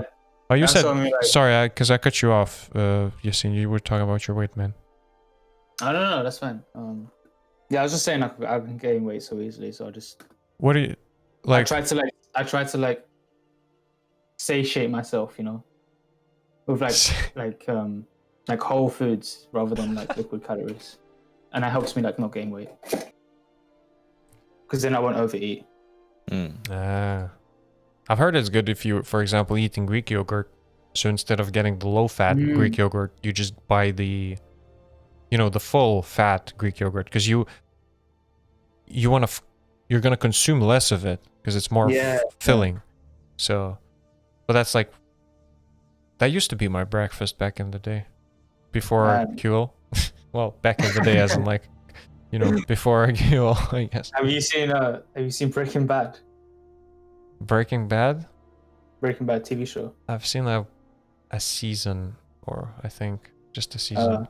Whenever you say Hill, it just reminds me of the security officer called Hill. I don't know that. But yeah, I don't know. If it's working for you, just keep going for it. So some body weight exercises. By the way, yeah. I mean, I've just started going to the park by the river. Down Riverside, and they got the goalpost there, and I've just been doing pull-ups there. Oh, wow. Yeah. Doing the Dimitri shit. Yeah. nah, he keeps posting that stuff, man. Yeah, he's posting. He's becoming an influencer right now. Hell yeah. With his bread and shit. Like, dude, the way he fucking makes his own bread, man. That bread is I know. dope. Yeah, he's like got his own like little recipe and cookbook for that Yeah, bread. dude. Like, It looks so good. it's sick, man. But yeah, I just started doing it this week. I've done like 10 pull-ups, and I'm already filling up my back. You done 10 pull-ups? 10. Well, I didn't do it in a row. Like I just did it like different sets. Dude, I can only do like one is the max I could pull. Like, no, I just Really? can't. My maximum was 7, and then I'm back down to like 3, 4. So I've lost quite a bit of strength. Oh, is it easy to lose strength? Like, Yeah, like if you're like a month out, you could lose half of your strength. shit. So maybe that's what my problem was. I never gained it because I never stayed like. But the thing is, you know, if you have to exercise and to like keep up your strength, then it's shit. Because then what happens if you like? Yeah, I remember some bad days for that bodybuilder I talked about, because he was like, if he got some food poisoning or some shit, he would start like puking all over the place, and pretty much because he had to eat so much, he couldn't eat anymore. So then his diet would get all messed up. And holy shit, man. You gotta, when you gotta rely on this stuff, it's just I mean, it's Well, I definitely take it hard. to that extreme then. Yeah. Like it's definitely harder when you're like skinny and you're trying to build muscle. If you're fat and you're building muscle, then it's easier. Because you don't have to like overeat. okay. And it's like you can already use your like whatever you have to build the muscle.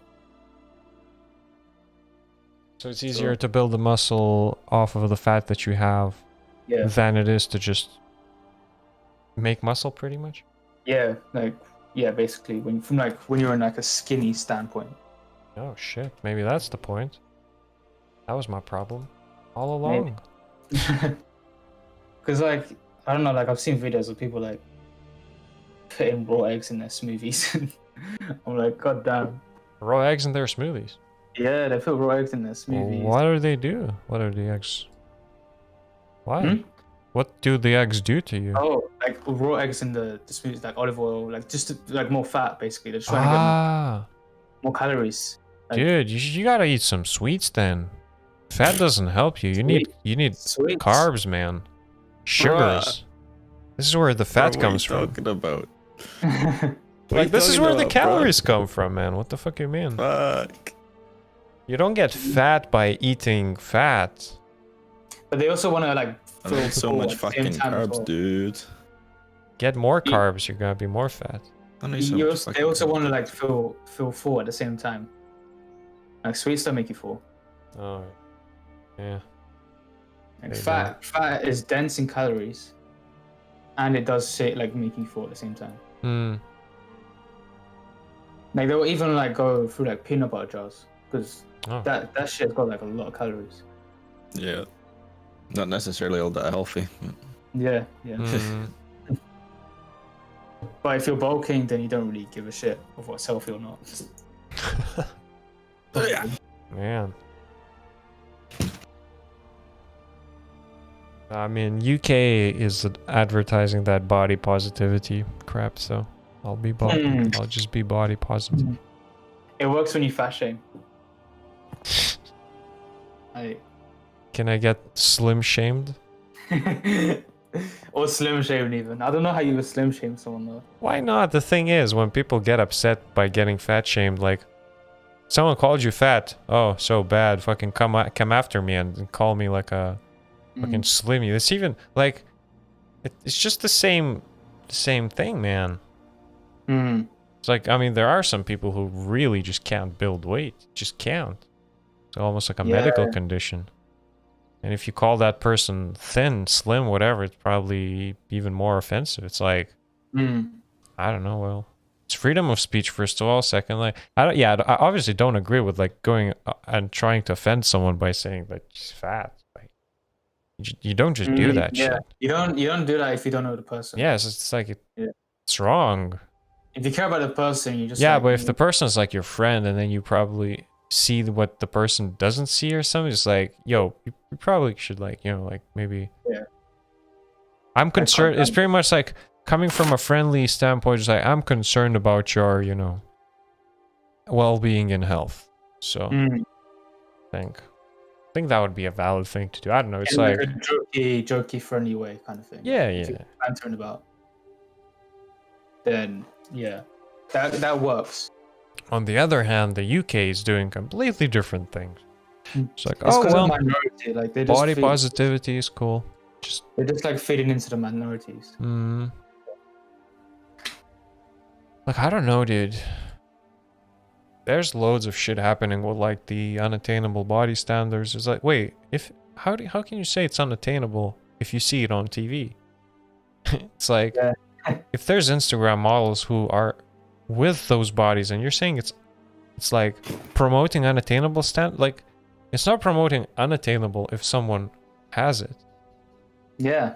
Obviously, the person's working out a lot, eating a good diet, and, you know, maybe photographing themselves from the best angle they can, like faking it a bit, but not like. Yeah, I think I don't know, I just jumped in because I just came back, but I think what they mean with the unattainable is for the average person who has a 9 to 5. So you're probably saying that like body like this requires a 9 to 5. I don't know, maybe. I just jumped in. I just heard unattainable. That makes sense. I mean, that would make sense. Yeah, that's a good call. Like if they have other factors in their life that like hinders their progress. Yeah, maybe if you work manual labor, but you know, if you work on a construction site, you're gonna bulk up anyway. So. Oh, dude, for sure. That's why I love that job. Office job, then. Dude, I stayed so fit when I worked there. Oh yeah, you did have a construction, yeah. Yeah, I was working with my dad. Like that's company kind of thing, or. Yeah, I got like contracted to work there. Oh, nice. How was that? How did it feel? It's great. I love manual labor. Hey. You gotta just like fucking listen to music. And like you don't have to think. yeah, you just like. Or if you want to think, you can think about whatever the fuck you want because your job is so simple. Definitely. I mean, you can rest your brain, sort of. Yeah. And prepared for all the activities that you'll have to do, like maybe that's something that requires thinking and doing. Because after hours, I'm sure that you're more likely to create a creative project than you would be after working 8 or 9 hours doing programming. Yeah. Coming back from work. Because you got all that time to think of ideas. Yeah. Probably last thing you would want to do is sit down and fucking create a game, you know?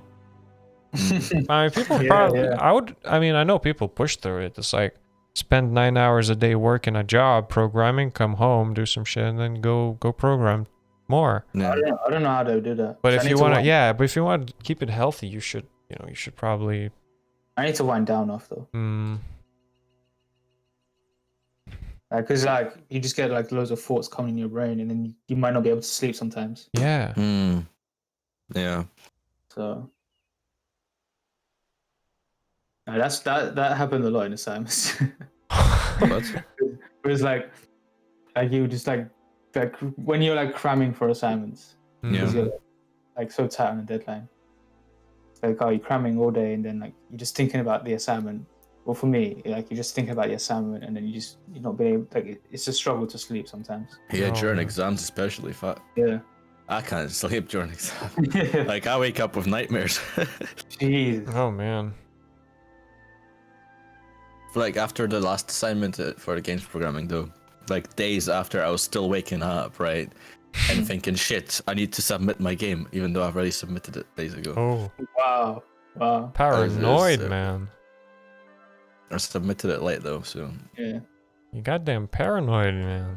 Shit. But you submitted it late. Yeah. Shit. I hope Karen's not gonna be a bit. No, be careful what I say. Well, I'm just gonna get graded down. But... Well, we all know about the Karen Magadon or whatever. Do you guys watch Penguin Z, the guy? Fucking, if you go to YouTube and write middle-aged Karen. Oh man. Daily Blast Live 2 weeks ago. News site about those Karen memes that you've seen. Yeah, there's been like a Karen meme. Yeah, there's a Karen meme. Yeah, yeah. So there's like going the Karen memes, and then this guy. So Karen Penguin Z0. That's the. I'll show you the screenshot of that on Discord. How the frickin' I don't know why he calls them Karens and stuff, but no, it's Penguin, yeah, yeah. Yeah, and then he calls them Karens and like man, it's so true though. It's so true. I mean, have you not seen that with, you know? Oh it's so true. I need to watch that video. That's weird though, man. It's like, why Karen? Why can't you call her like Sarah or I mean, some there is a Jessica stereotype as well. Oh, really? The dumb girl? Yeah, like the dumb girl, like I don't know, like the social media girl kind of thing. Mm. But there are stereotypes like Yeah. related to names, like It's like I don't know, Joe. like Stacy, like you would think Stacy's a slut or something. Yeah. Oh my god. Wow, dude. You're right though. Exactly. It makes sense for some reason. I don't know why, but it makes sense. I mean, it's probably, probably true. Yeah. So there's probably statistics behind it. Maybe names gives us the personality. Who knows? That's Oh. I mean, maybe you're more likely to get a certain name from a certain type of parent. I don't know. That's true though. You know how like personality, you sort of, yeah, how someone's personality. It's not like their name matches the personality, because when the child is born, you don't just give him a name according to his personality, because it doesn't have a personality. However, when you grow, it's like you know, dog owners, and their dogs look like their owners. Do they? Wait, what? Don't they? I guess. Never heard of this thing? No, dude. So like, if you there's this phenomenon where if you look at an owner and if you look at his dog, they're usually similar. For example, if they like live together for like 10 years or shit, you start to see, like I've seen it all throughout. Like even my grandma's cat right now, they're like, oh my god, they're fucking inseparable. They're both like sleeping all, I don't want to say fat and shit, but like sleeping all day, like acting the same, like fucking. They don't look dude. that way. What? They don't look the same though. Well, a human and a dog or a cat will never look the same, Oscar. Yeah, but you're saying they do. I'm not saying they do look the same, because a human and a dog, you just like, you cannot, it just doesn't work. Like it. Yeah. I mean, I see that with like guys and their girlfriends a little bit. That's like, true. Like they kind of look like the same a little bit. Like I don't know. Like in their demeanor. Like, yeah, and maybe they're like, yeah, maybe. I mean, right, this one, no, this one's too far. So the link that I sent you on, this is like pushing it. This is like fucking pushing it. Like they're trying to look the same. But there's a... Let's see. Whoa. Yeah, that's kind of a little bit over the top. Yeah, but like if you research online, that's so weird. Maybe it's like the you being with that animal. So yeah. Well, it just makes sense psychologically. The connection, you know. People really do look like their dogs, and here's why. By Huffington Post. Oh, dude, imagine like Nakayama 2009 experiment participants. How it works. Like the DNA has some sort of like consciousness, and it can like it does. see, Yeah, it's proteins, bro. yeah, like proteins that can see what's happening. What's up? No, yeah, but you sort of start seeing similarity, and maybe this is like an ironic thing. It doesn't work for everyone, obviously, but like it's a very, it's an interesting observation. Or maybe it's just like just our mind playing tricks on us. Probably. Maybe. You mean coincidence? Yeah, or coincidence. But then if that coincidence happens a lot, does that make that a coincidence? Well, if you start looking for it, right?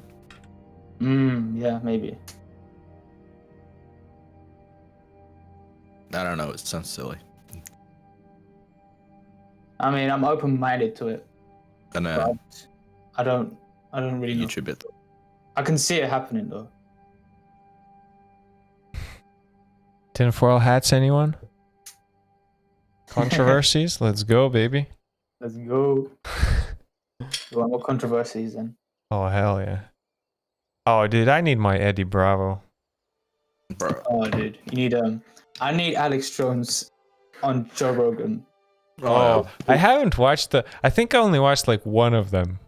I think there's like 4 or 5. Like, there's 4 of them. I don't know if it's worth to like go back and like rewatch very old episodes, but like Alex Jones and like, oh man. He needs to be on there ASAP, especially what's happening with the rights and shit. Oh yeah. I just want to hear the conspiracies, because now everyone's gonna listen to him, because the stuff that he said last podcast, some of it became true. And like, I just want to see what he comes up with. What do you say? What kind of nonsense he comes up with this time. Oh, what did he say last one? About the babies, like. Oh yeah. Yeah. Like. Did that come true? Yeah, that was like that had some like sources been, like some news sources been reporting that shit. Happened quite a while ago though. I can't remember the exact details. What else? I think the chimeras. What? I don't know that for sure. I think the chimeras are like half human, half something else. Oh, chimeras. Yeah. Chimeras. Chimeras. I don't know how to say that. Oh, look, there's done. Are they like fucking 3-headed dogs or something? Possibly. I don't know. Yeah. Are they 3-headed dogs? 3-headed dog dragon thing. Wait, what? Maybe it was some crossbreeding. Maybe it was like some sort of crossbreeding with humans. Guys, look at this dumb shit. A dragon, a ram, a tiger with a tail and wings. And I'm just looking up. That's like from Greek. That sounds like it's from Greek. Yeah. Yeah. Well, that's where it originates. Yeah. Does it also prioritize itself as a nightclub rather than focus on shooting welfare? Not other shooting human does this. Huh. You see this shit, Oscar? What? Did you post it? Look on Discord. Does it also saying for people that this prioritize itself as a nightclub rather than focus on student welfare? I mean, what does DUSA stand for? Dundee University Student Association. Yeah. I did not post that, but I'll put my name on it. The thing is, do people not realize that the better the club does, the more financial support societies get? Oh, shut up. That's what I was thinking. Like the fight, like they're focusing on the money aspect. Fucking employing students to work night shifts so they can get up for their lectures. Yes, very good. No, that too. Well, student support too. But what about the financial support that gets collected from students? This is how the union supports societies. Like, this comment is completely BS because this is literally how the club funds societies. Do you read the other part? Maybe they should split and do one thing well. So they should have a nightclub be another body, and then DUSA be its own, like actually focusing on students. But then where would DUSA get money from? How would they How would they fund the students? Say that they need to do that. There are so many fucking clubs that could exist without money. What? There's so many clubs that could exist without money. You've got the fucking cycling club. You got a bike. You gather together and you go for a cycling trip. You know. Just because we can fund these things that exist now doesn't mean that DUSA can exploit students for it. What do you mean exploit? Yeah, but a lot of people don't want to pay money for shit. Like, they want a lot of things to be free. Exactly. It's the whole thing that happened with Facebook. Everybody wants, Facebook is successful because it's free, but then you get fucking fucked in the ass. But there's a shit ton of ads going everywhere. I mean, I guess. I don't know what to do in this situation. Like, they need the money. They need the cash flow through the nightclub. DUSA has been one of the only proud organizations of not having to rely on the university's funding as a student union, being able to sustain themselves. Like, money that comes in, money that comes out does not impact university's budget because the university doesn't have to allocate budget because the union sustains itself. How is that good? Well, it is fucking good. When you can get money out of university, apparently. Do you think they would provide so much to have, like, enough? You're a fucking union. Yeah, but would the university fund the nightclub? Yeah, well, I heard the fucking... Over some sort of, like, research or something. Why don't need a nightclub. But I have many nightclubs in the fucking city of Dundee. That would drive a lot of people away from the uni because there's no... Good! I don't want people who are interested in a fucking nightclub to come to a university. I mean, people have their own motives for going to university. Yes, it's not one the university promotes. Therefore, it's gonna, like, decrease... That's not what the university is. I don't know, but, like, that's part of the student experience, having a nightclub. It's become part of the student experience, at least here in the UK. Yeah, but that's gonna, like, drive away people to other universities, and that's gonna decrease the amount of people. The people that you don't need, yeah.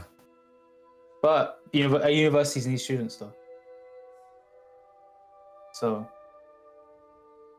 you can look at it both sides. Yeah, I can see your point. I can see your point, but obviously you can't. It's just about like it all stems down to money, really. Oh yeah, it does. Yeah, that's what it is, man. But you can't just walk in and be like, take something out of the puzzle. And be like, it's gonna work. And I'm not saying if we remove the clubs, everything's gonna work, but it's not what uni should represent. Yeah, you're right about that. Yeah, you can also argue the fact that you can go to another nightclub somewhere else. No. For me, it was a bit of a cultural shock anyway. First of all, because I don't go to clubs and I don't like what's happening with like the whole, like, just go out, drink, do nothing else, But the thing is, I realized that that's the culture. That's like, people going to bars, people just that's the way, I don't know, they It's the choose culture to. of a failing society is what it is. How do you fix that? You don't. A society has to fail eventually. Oh. Well, yeah, I guess. Even as a species, we might escape. We might reach the escape velocity to survive for very long. But individual societies, US is going first. You think? I don't know. It's a big statement. Probably. They're huge and they're new. They're new and they're the biggest, and they've got the most chaos. I think, right, the US started the coronavirus. Right. Because they've seen China climb up. Like, they've seen China like almost overtaking the US in terms of global power. And so they planted the coronavirus in China, put the blame on China, and like cause and like Possible. it could be possible, yeah. Like, because America has done some shady shit in the past, and But then wouldn't America be more prepared for it? Or does America that's also the argument. But then does America want to also get rid of some people? They probably do, yeah. Fix their homelessness problem. That could be, yeah. I didn't think of it that way as well. I just thought, like, if they were too prepared for this, then people would catch it. The question is who would like oversee this without shit getting out? You gotta look at how Hitler did it. Oh yeah. Yeah, I don't know.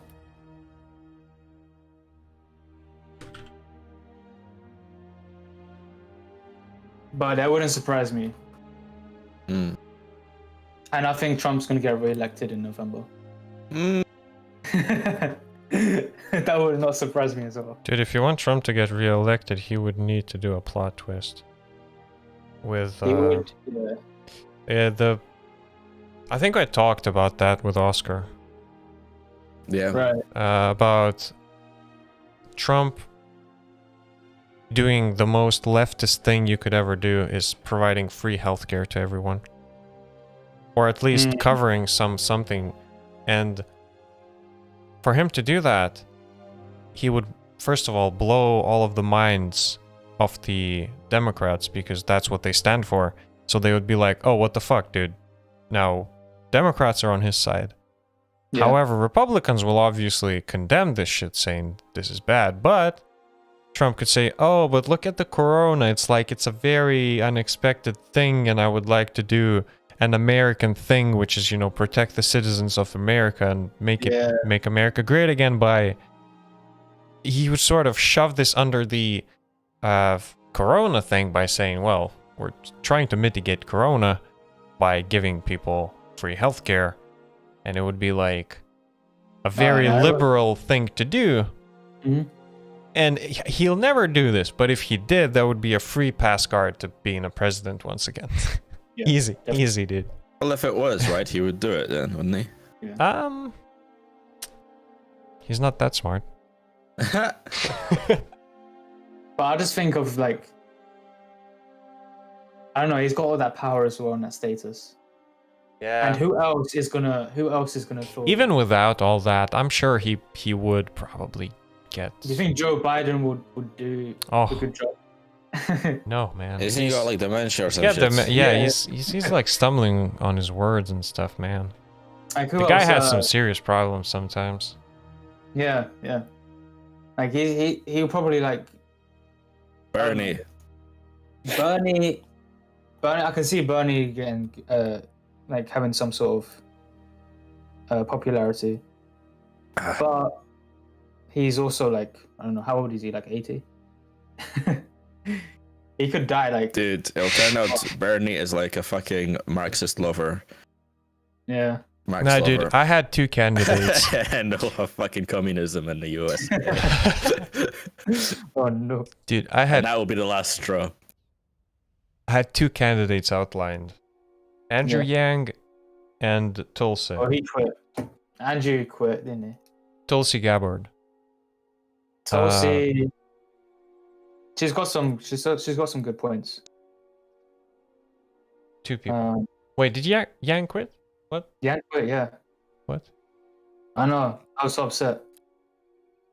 What happened? Why? I don't know, but I'm pretty. Yeah, let me search that basically. Let me search why. Dude, we need to hire Jamie. Jamie. Yeah, Jamie. What do you need to pull up? What? Andrew Yang.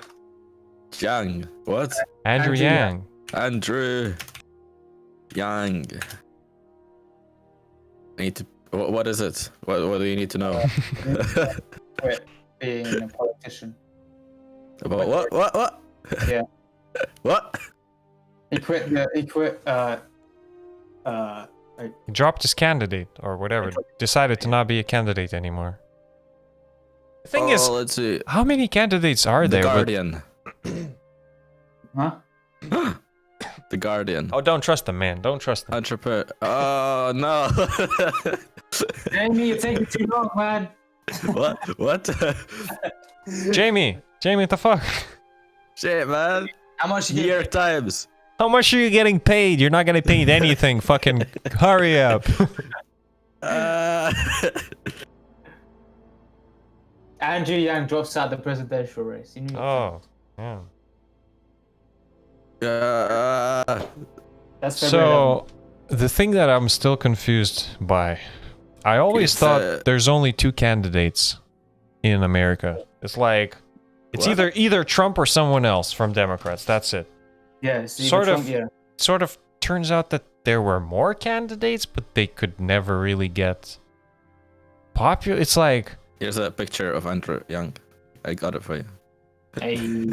Oh, that's beautiful. Put it up on the TV. Put it up. Hey, holy shit, that looks good, man. Pay rise for this man. Right here. Like, honestly, for example, in Lithuania, you have 8 or so. I don't know how many candidates, right? Yeah. And people vote. That's like, like the most direct thing you could think of. You go, take the ballots, and you pick 1 out of 8. Mm. If one of them gets more than 50% of the whole population's votes, or was it not the population, but like 51% of the votes. However, there's also have to be a certain voter turnout just to make it like democratic. If the person gets, half of the votes, the person gets elected as a president. If not, then, well, the 2 that got the most votes will be put on another ballot, and there's going to be the second phase election where you get 2 candidates. So usually it ends up being 2 candidates, but that's it. You go to vote twice, and you as a person have a direct influence on who's going to be the candidate. I guess I don't know if it's the best way. The thing is, this is just the way democracy works. I grew up in this shit. I don't know if it's the best way because, some people may have malicious intent. Some people may be stupid, don't understand anything about politics. Some of this, some of that. I don't know. Yeah. When I had to vote for a president, I think I voted for... So there was either this KGB-looking woman who has never had a husband, I think. She's like a career woman, being almost like one of the central committee. I don't know what the fuck, the security shit. It's like Pentagon in Lithuania, whatever. Right. Or a family man being having daughter and being like, a more... I have a suspicion that he won then. I don't even know who's the president right now, but I think it's that guy. Right, okay. It's like when we voted for it, it's just like Curb Your Enthusiasm, a show. Dude, I watched another half of the season yesterday. I stayed up till 4 a.m. 2 days ago. Curb Your Enthusiasm. It's such a good fucking comedy show. Anyway, so this guy... There's like a comic situation where you judge a person by his wife. it's like he sits in a meeting. It's like a comedy, right? So he sits in a meeting with a business advisor. He's like, okay, so you want to invest my money, and then there's a knock on the door, and the business advisor's wife comes in, and the wife is gorgeous. Yeah. And then after the wife leaves, he's like, okay, I think I've seen enough. Yeah. I don't think it's gonna work out for us. It's like, wait, what do you mean? You're judging me by my wife? Like, dude, I have a beautiful wife. What the fuck do you mean? It's like, yeah, it means that you're self-centered, you're this, you're that. And then he sees another dude with like an ugly beast, sort of. Like, it's you can't just say that about a person, but that's they're creating this situation. They're making that wife be like a fat, like acting weird, and like he's like, oh yeah, oh if you could choose her, yeah, I think you're the man.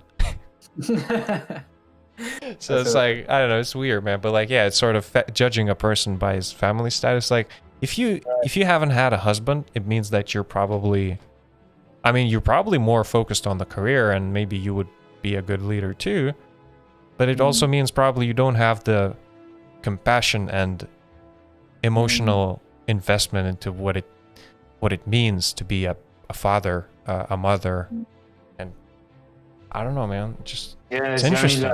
It's interesting. You only know like if you're in that situation. No, yeah, like I don't know what's best for like a country's leader. Like, yeah, it has to be someone that's the people, you know, like has been like. Yeah, I mean, he has been through this shit, right? Yeah, has been through what the people have been through. I don't know. Like in America, like right now, a black president could work because of all the riots and shit. Yeah. Shit. Yeah. And that could bring people together. What about Chinese president? No way. We probably get bat ting soup. We get that bat ting soup. Man, these guys, fucking Asian minorities are getting excluded from shit. Like, from all the graphs, and they're getting discriminated so much. It's like, you know, when the pay and gender gap things come into play, they're like, okay, so black men get this, get that. Asians never get, because they just do well. It's like, you know, they just never get mentioned. It's just like, oh, why would you exclude them, bro? Like, yeah, I mean, like have you heard the like the Asians like getting discriminated from getting into Harvard? Oh yeah, that's the affirmative action thing. It's like, jeez, dude. What do you mean? Like that discrimination does not apply to black people. It applies to like just people from other races as well. Yeah, it's like, oh, we not only accepting minorities, but oh shit, you know, there's too many Asians in this university. We're gonna accept a black person who has way worse, for example, results or something like that, just to meet the quota or some fucking equity shit. So equity versus equality, dude, this is very like, it's a very controversial topic.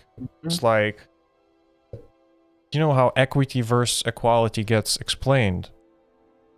There's usually this image of people trying to look over the fence to see a baseball game or something. And do we have a Jamie? I'll pull it up. Jamie, pull it up. Pull it up. Something like equity versus equality fence. And so you see that image. And then there's people standing. And there's a nice explanation of it. It's sort of like how equity versus equality works. And you see that image. Bang. Exactly. Quality, equity. Equity is pretty much like socialism shit, where like getting everyone's outcome. It's like equality of outcome, not an equality of opportunity. However, there's a very, very bad thing here, because you're looking at people's heights. It's easy to equalize their heights. How do you decide who gets more pay for their race and shit? Like, is there is there just pretty much a premise or prejudice, whatever that shit is called, is that white people can't be poor?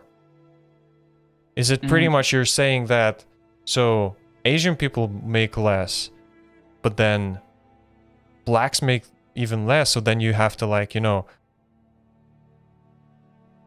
sort of put them on these little platforms saying, okay, so then maybe we need to pay blacks more, pay Asians a bit more, and then pay whites just nothing because, you know, we want to strive for equity. Like, this image is shit. Like, I understand if people's heights are different, you can easily tell which, you know, who needs a taller box. Dude, when we're talking about race, socioeconomic status and all that, how do you decide that? Jeez. Like, it's just just weird, man. Yeah, like, I think it's just the stereotypes been built over the years. Yeah, like that image is just false. Like, I agree. I mean, I agree with it. I agree. It's like it's fine, but like, how do you? Yeah, the image is like kind of confusing. Like, it's misleading a little bit. Yeah, it is explaining what equity versus equality is very well. But but it's misleading too. You seen the other image? Did you send something else? Yeah, bro. Jamie said. Oh, I'm on the ball. Oh, we got Jamie going. Oh, Jamie, what the fuck's the quality? Reality? Equality? Liberation. Ah, we need anarchy, bro. We need to tear the fence down. Take down the government. Burn the shit down. I mean, that's what the taxes are doing, aren't they? The progressive taxes, like if you're starting to earn more and more and more, your taxes are getting bigger. It's because just to slow down the exponential growth of someone. Because if your taxes stay the same, no matter what, it's pretty much all you need to get a car. Like in the States, I think it was around like 70,000 a year. That's how much you need to make to get a car, to get a house, to have a family, you know, get your life. Have some stuff. You know, that's like some middle class shit where it's like you can afford whatever you want to afford. I mean, obviously, yeah, you can also get vacations and all that, but it's like you're not gonna afford a Bugatti, but like you can afford a decent life. Yeah, but do you need a Bugatti? Like, what the fuck? You can drive a Lexus. Why would you need a Bugatti? It's like pretty much like providing you with everything that you need. That's like how much you need. If you're starting to make more, that's obviously extra money that you can save up, you can invest, and all that stuff.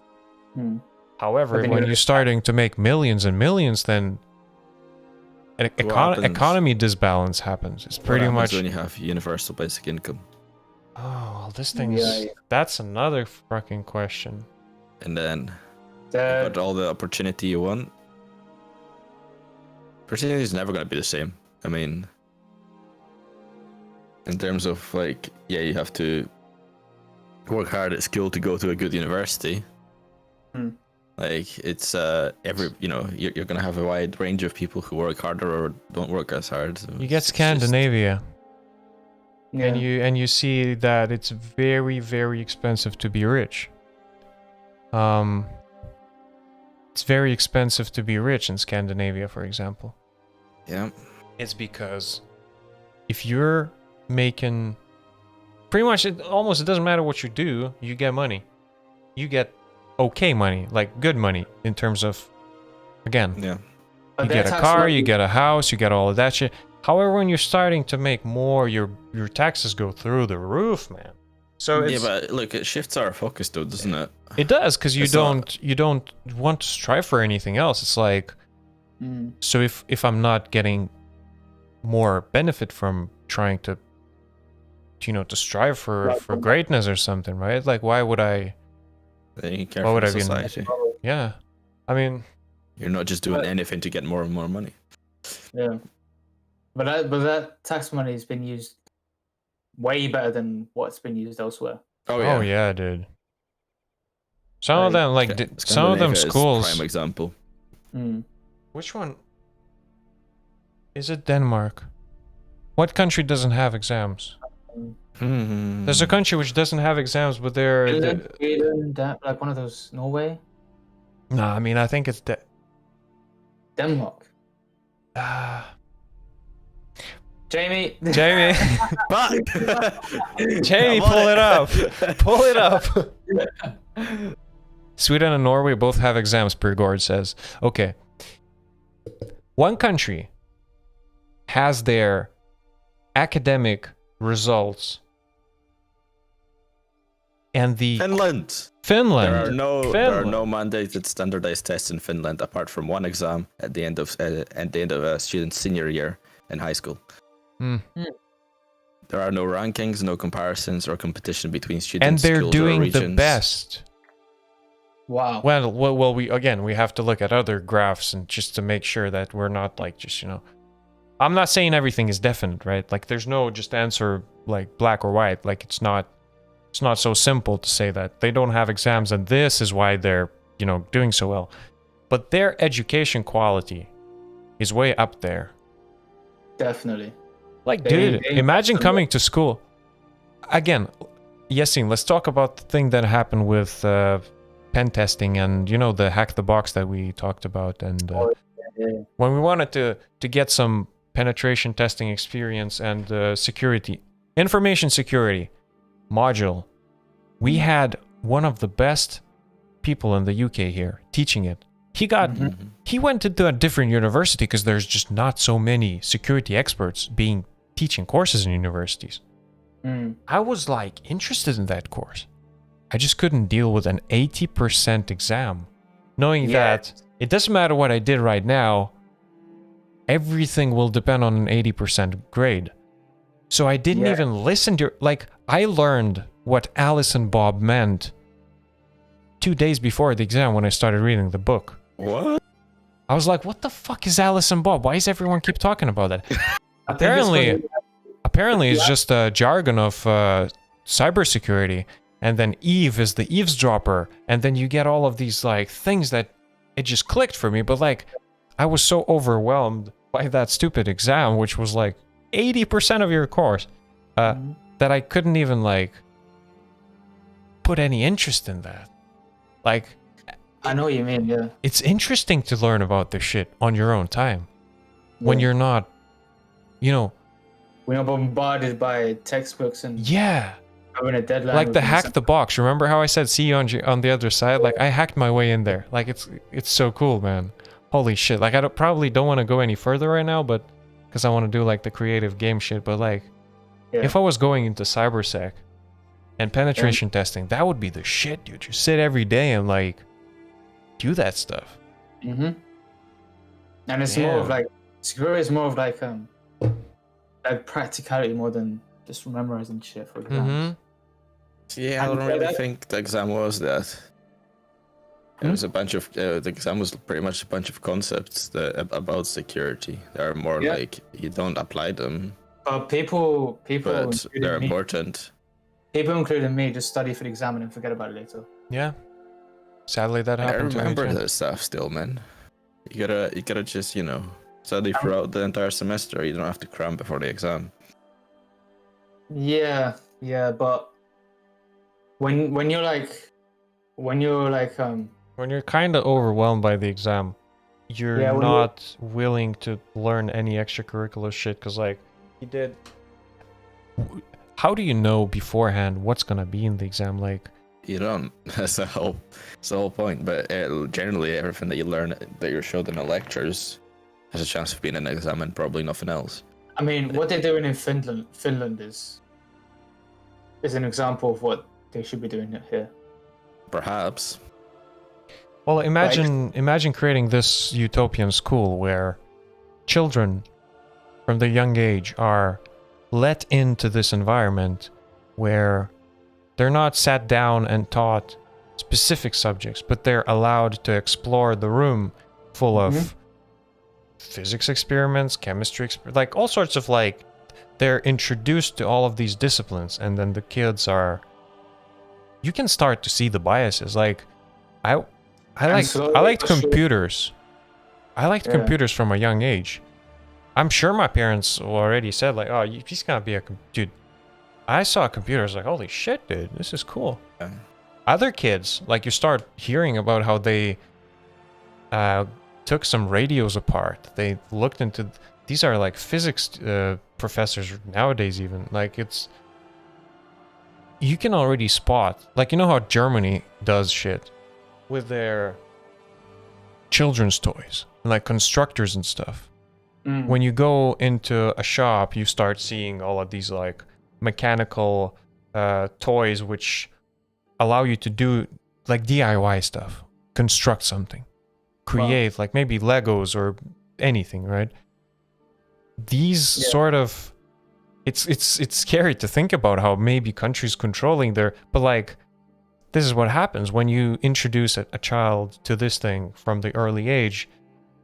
Look at where BMW comes from, Audi, and all of that fucking German engineering. This term called German engineering, where the fuck does it come from? It comes from children, from the prodigies getting interested in such a subject and then continuing on with interest. Yeah, and not just, you know, slowly developing, not just cramming. Yeah, you don't just, you know, it's like... But I mean, I think a lot, I agree with that. A lot of subjects are just like cram this, cram that, especially like history at school and stuff. But what we, like the stuff we learned, there wasn't anything excessive about what we had to remember in the freaking security stuff. Well, I mean, it mostly was just concepts, really. Good that your mind works that way. Good that you weren't overwhelmed by that exam. Well, I think I just studied the whole, most of the year, especially at the start. That's like the most important, because if you miss... Everyone has their own ways. Like, you have your own way, Oscar. Yeah, like I never study. I always try to understand it. Like if there's some concepts that I have to remember and I know that I'll have to regurgitate them somehow, I'm fucked. However, if there's some concept, for example, my physics teacher always liked me for some reason. She's just like... almost looks at me when she's speaking and asking a question addressing the class. She almost looks at me and it's like I'm just almost whispering the answers. She's like, yeah, that's correct. It's almost like because I had those simple high school concepts, you know, not claiming I'm any fucking different than anyone else. It's just that like my brain worked in such a way where I just understand those physics concepts. Like people didn't even know how to answer a stupid question like, why would, if you put an antenna under a metal roof, or like explain what happens. It's like, oh, well, what the fuck? It makes sense, bro. Like, what the fuck? Or like, you know, having the short, high frequency, short wavelength waves bounce off the ionosphere and all of that, like fucking, just, you know, when you get the concept that a high frequency wave travels far, however, it gets bounced off of shit. So this is why you have radio waves being these long waves which can like bend around mountains and like you just get those concepts and that's it. And you can form answers based on your understanding of the concept.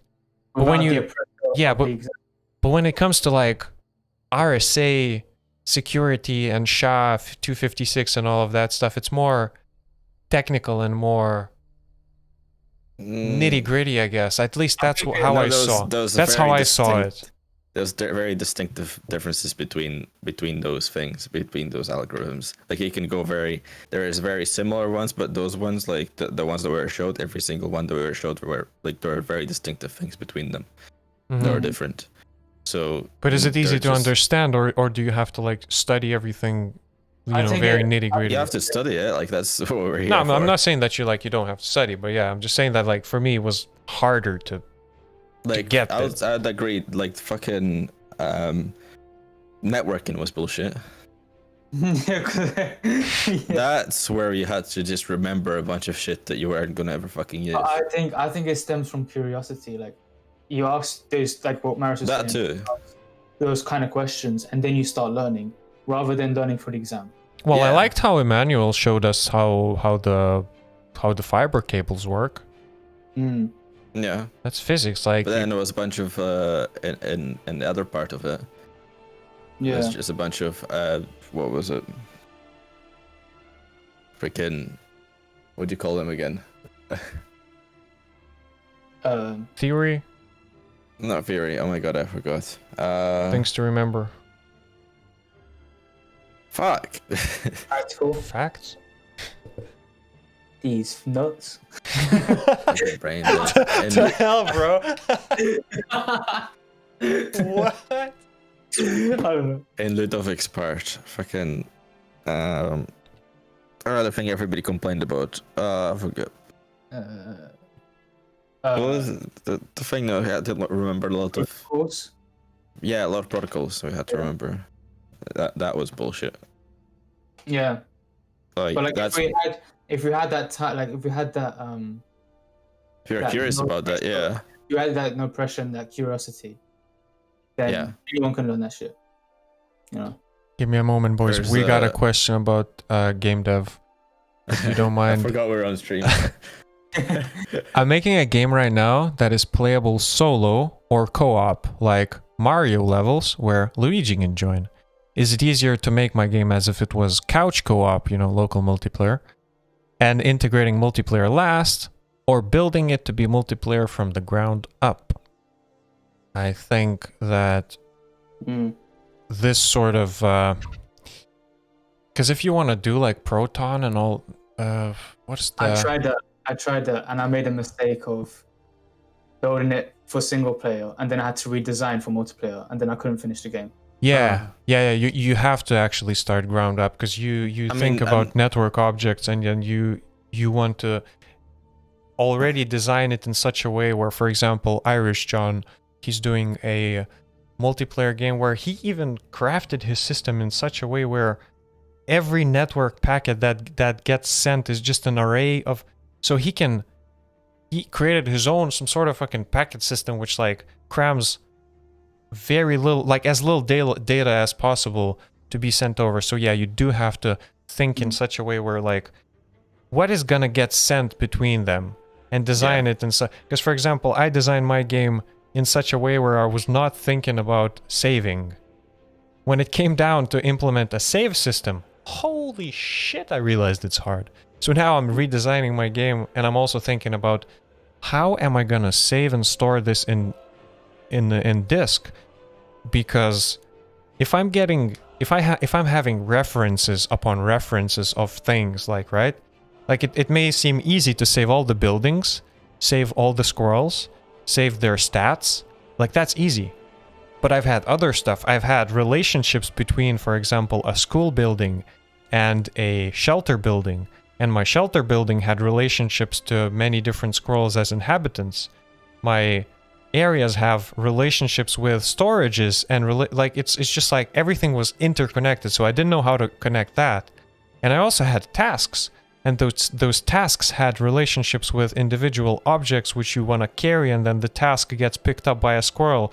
And now the squirrel has an assigned task, and that assigned task is directing her. Like, it was just a fucking spaghetti mess, bro. Now I'm trying to simplify everything, and yeah, I guess that's the answer. Just like look into how you do. If you want to do it with Unity, their UNet is being deprecated. I'm not sure if you want to look into that. If you want to like Connected Games is coming soon, eventually. But did you say about Proton something? Yeah, I tried Proton too. Oh. And some other thing as well. But I had to like scratch that idea because I didn't have any time to finish my game assignment. Because I designed it for single player. Yeah. But did you start doing like the Proton, what's the fucking... Yeah, I tried. Like I connected to the server and stuff. Was it easy? Proton, yeah, it was quite easy. Like you don't need to know much about networking with Proton. Okay. There's another library that does something similar to Proton, but it's a lot more like networky jargon included into it. But so if you were to sort of always think about, okay, so instead of having one player in the match, I would have a network player and then sort of have all of those networked players. Like, would you have... would you have finished your game in a simple multiplayer if you have started designing it as a multiplayer? That's a question for you. Yeah, I would have finished it, yeah. Okay. I started designing it multiplayer, yeah. It's like Andrews, Rekfuki. Have you seen his game? Oh, I haven't seen his game, but This game is crazy, bro. He's got like CS:GO sounds and shit. No, CS 1.6. It's fun though. People were saying, dude, just extend your game. Like, holy shit, man. I wanna find it. Yeah, link it, man. Jamie, we fucking need our Jamie, bro. But Jamie, but I'm looking for a specific Jamie, a Jamie that has a link to that science and engineering channel for our videos, because I don't have the link. Got it. Do you have that link? I've got the channel. Okay. Here. Yeah, I need the channel, exactly. What's the game called? RB2D something? 2D something? RB2D. It's like a top-down shooter. By Rekfuki or Anjus, I don't know how he if he put his. Man, I think did he do it? Did he do it using Golang, like the whole backend? I think so. He's crazy nuts. Fast as fuck, boy. Oh shit! Look at that. Yeah, RB2D. Yeah, he's fucking. Let's go, boys. Dude, that shit is amazing.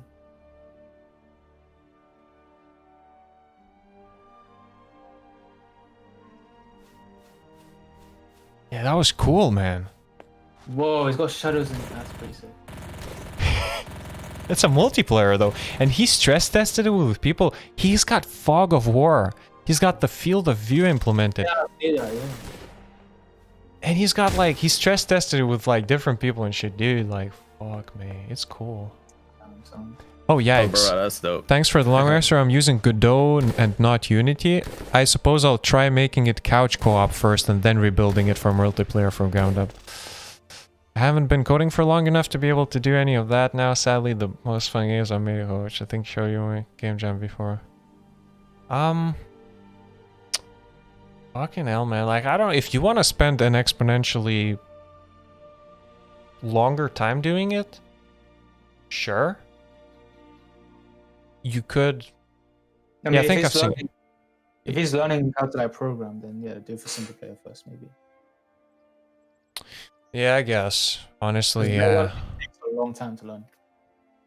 For me personally, it took me. Yeah, if you're doing a first game or a second game, you probably don't even want to do multiplayer. Like, I'm gonna probably do a multiplayer game after Squirrel Forest is done and it's released, and I'm done with it.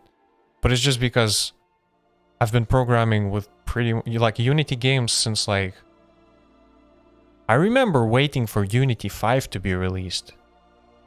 Unity so it's 5? like, yeah, not like Unity 2017, 2018, 19. Unity 5. I was using Unity 4.3 or some shit.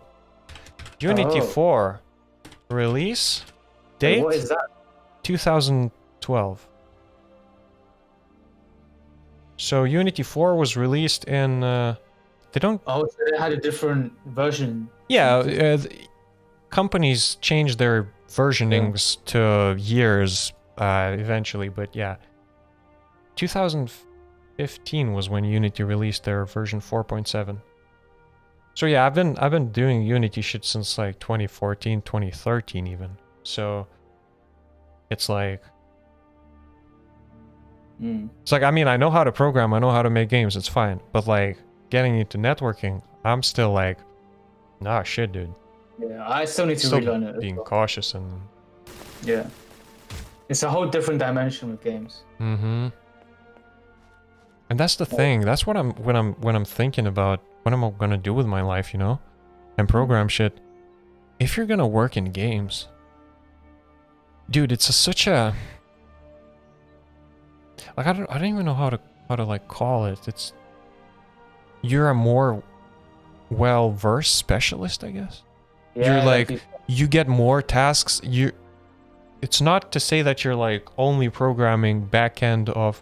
Well, if you work in a big company, most likely yes, because for example, Grand Theft Auto series, there's specialists who specialize in like the specific like vehicle collisions or something, right? There's like the whole team dedicated for like making the vehicle feel good.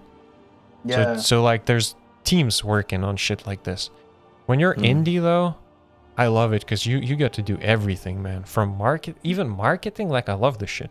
Marketing, graphics, programming. If you're doing multiplayer, then you need servers.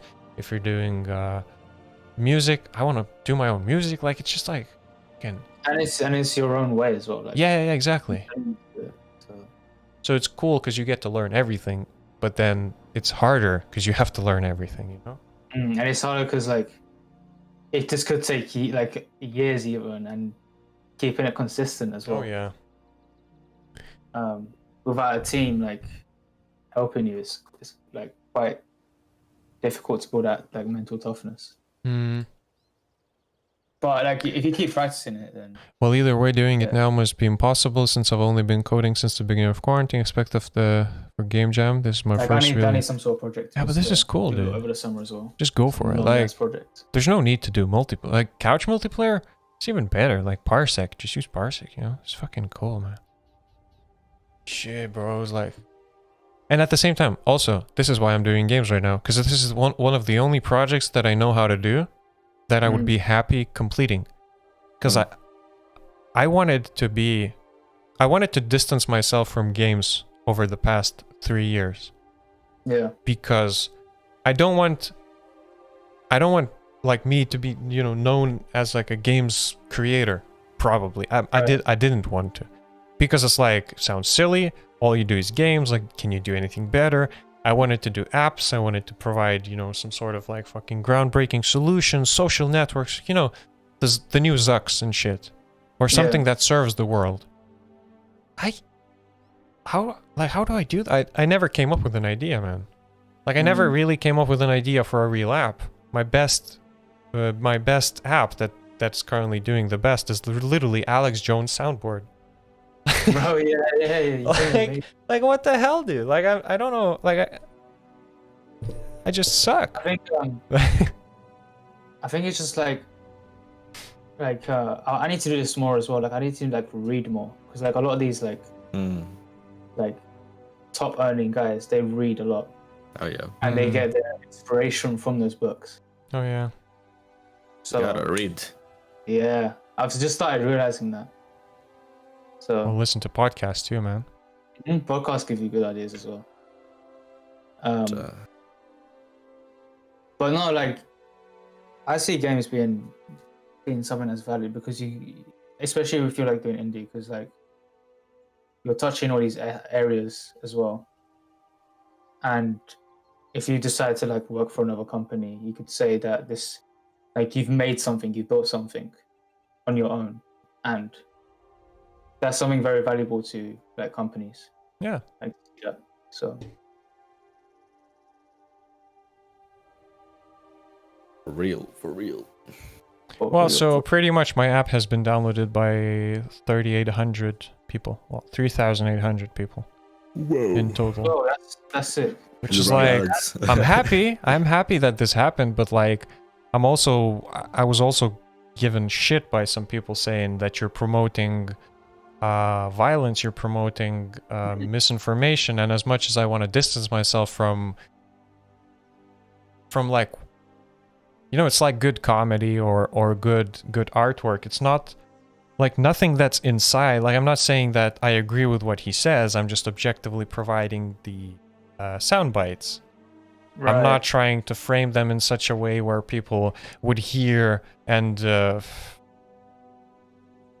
know what I mean. It's like I'm not promoting it. I'm not going out there saying, "Hey, look at this app is so good." I'm literally memeing this guy. I created this because it's funny. Like him fucking saying that Volvo is Nazi, Volkswagen is Nazi, the Olympic symbols were drawn by Hitler and that shit. The Olympic symbols drawn by Hitler? Really? No, not that part. He just added that at the end. Fucking fucking German it's companies. Funny. It's funny, dude. It's just like like people just need to lighten up a little bit, you know? Yeah, just bro. Like I mean. Things too seriously. The guy is wearing a tin fucking foil hat and like shouting and screaming all sorts of weird nonsense. Like how can Sandy Hook, bro? Some guys listened to him and went after like fucking shoot. Like, dude, this is like, what the hell, bro? How dumb do you have to be? And sadly, this is the issue. because some people are so low IQ and dumb that you have to be cautious of what you say because they believe anything. Yeah. People believe anything they found on the internet. It's hilarious. I heard this quote somewhere. It's like, oh, people believe anything they read. So you just, that's the thing. It's either you choose to put out good content or... Yeah, we need to just practice like critically thinking. Yeah. You know, like asking like, is this actually true? Or... Oh yeah, man. Parsec, I played my game with a friend in Sweden through Parsec and realized after playing an hour that we had... I saw something got tweeted as like... Fucking hell, man. Because of like the Black Lives Matter movement. That's so good to have it, man. Dark mode matters, right? And everyone's just taking it too seriously. Like, oh, this guy should be, I don't know, should be like cancelled. Yeah, yeah. It's like, but people are sheep. Pretty much, people are just fucking sheep, dude. I opened my Instagram and started seeing these black squares. Yeah. I'm scrolling Instagram and thinking like, what the fuck is up with these black squares, right? Posting black squares and it's one person that everyone else does. And then everyone's apparently now posting black squares on Tuesday because it's apparently called Blackout Tuesday. But how is and that they're posting it under the same hashtag.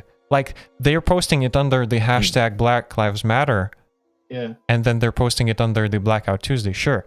But then when you open the Black Lives Matter hashtag, which has all of the like touching stories, the powerful, they're just blacking out the fucking movement. It's so ironic. They're so stupid, dude. What the fuck?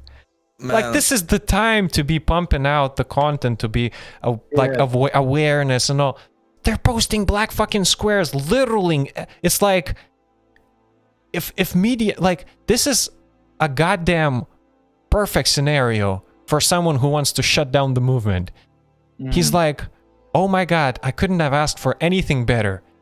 Everyone in the world littering social media with black squares with empty content. That is so good because it shuts down everything else. It shuts down the myth stories, man. Yeah, people Googling what are the black squares all about. How do they care? They don't care to Google, man. They're so dumb. They just listen. They believe anything they see on their feeds. If their feed is just full of black squares, they're just like, oh, what happened? Oh, black square. Dude, they shut down the fucking movement this way. I'm pissed, you're bro. Fucking tinfoil. Fucking. I am tinfoil, dude. I made an Alex Jones soundboard. Shut up. I made it just to promote his ideas. Okay. No, but like, yeah, like that's not gonna solve anything. Just posting black squares on social media. The thing is, no one knows how to act. That's the problem. Like, and it's not even a problem. Like, people just don't know. People just don't know how to act. Like, and it's completely fine because we've never had such a thing before. You know, we are discovering the things. What kind of thing? Well, like how to act and react to like shit like this. It's just like we see shit like what? we see the herd mentality. Well, shit like what? Shit like how do we support black people right now? You haven't seen that? You've definitely fucking seen that before. In the USA, they have definitely seen that before. Well, but have you ever had the definite answer, the definite way of how to support everyone so that everyone would be happy? No, it's not the first time you see that. But that's the thing. We've never really had the answer to how to do that. So that's why people are experimenting. Like, you know, this sounds like a very good idea, and it probably is.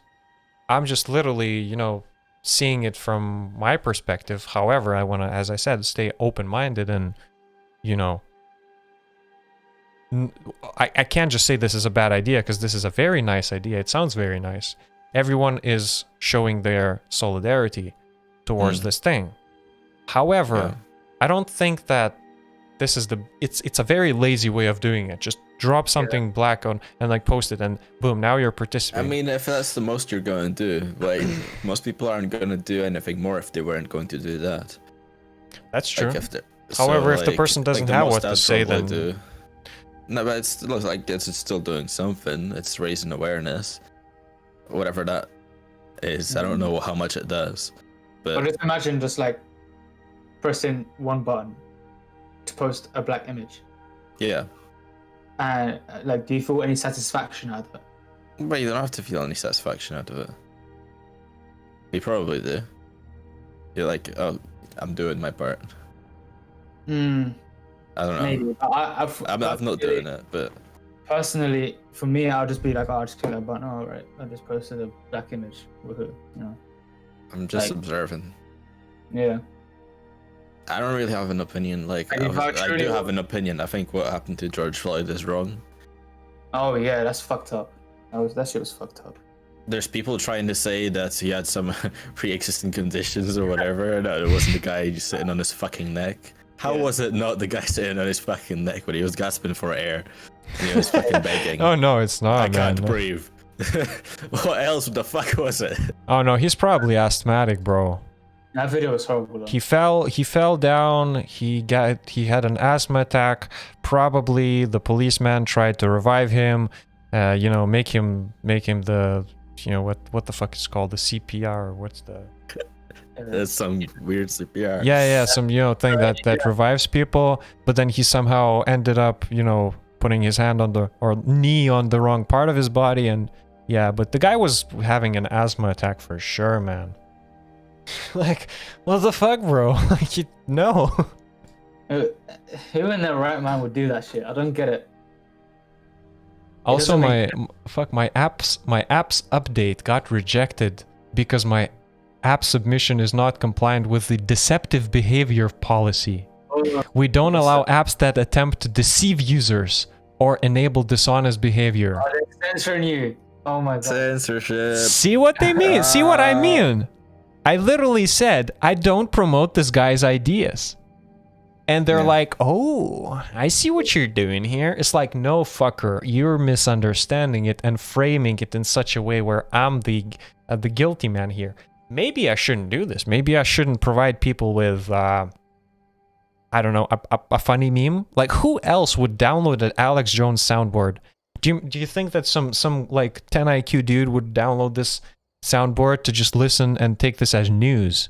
Imagine someone downloading some stupid soundboard and being like, oh, everything this guy says is news, and he just taps the fucking button. It's like, news, oh my god, they're killing the babies, man. This is true. Like, no, dude. Like, whoever is around him, just they get brainwashed into man, I think we gotta start trying to write jokes. I mean, I know the Joe Rogan way, right? Being a comedian. But the thing is, when you're a comedian, you see the world a bit differently. You just like start laughing at such like weird situations like that. It's just like, it becomes ironic and funny. Andrew Schultz, man, he's like that basically. He doesn't give it, like, he doesn't care what jokes he makes. It's on his own like platform. Like, no one's like hired him or like tried to censor him. He's just making his own jokes. And he just says what's in his mind, like. Well, as long as it's not something like nasty and like very like, you know, racial shit. No, like he does it in the right moment. Which is important. But he's hilarious. He's so funny.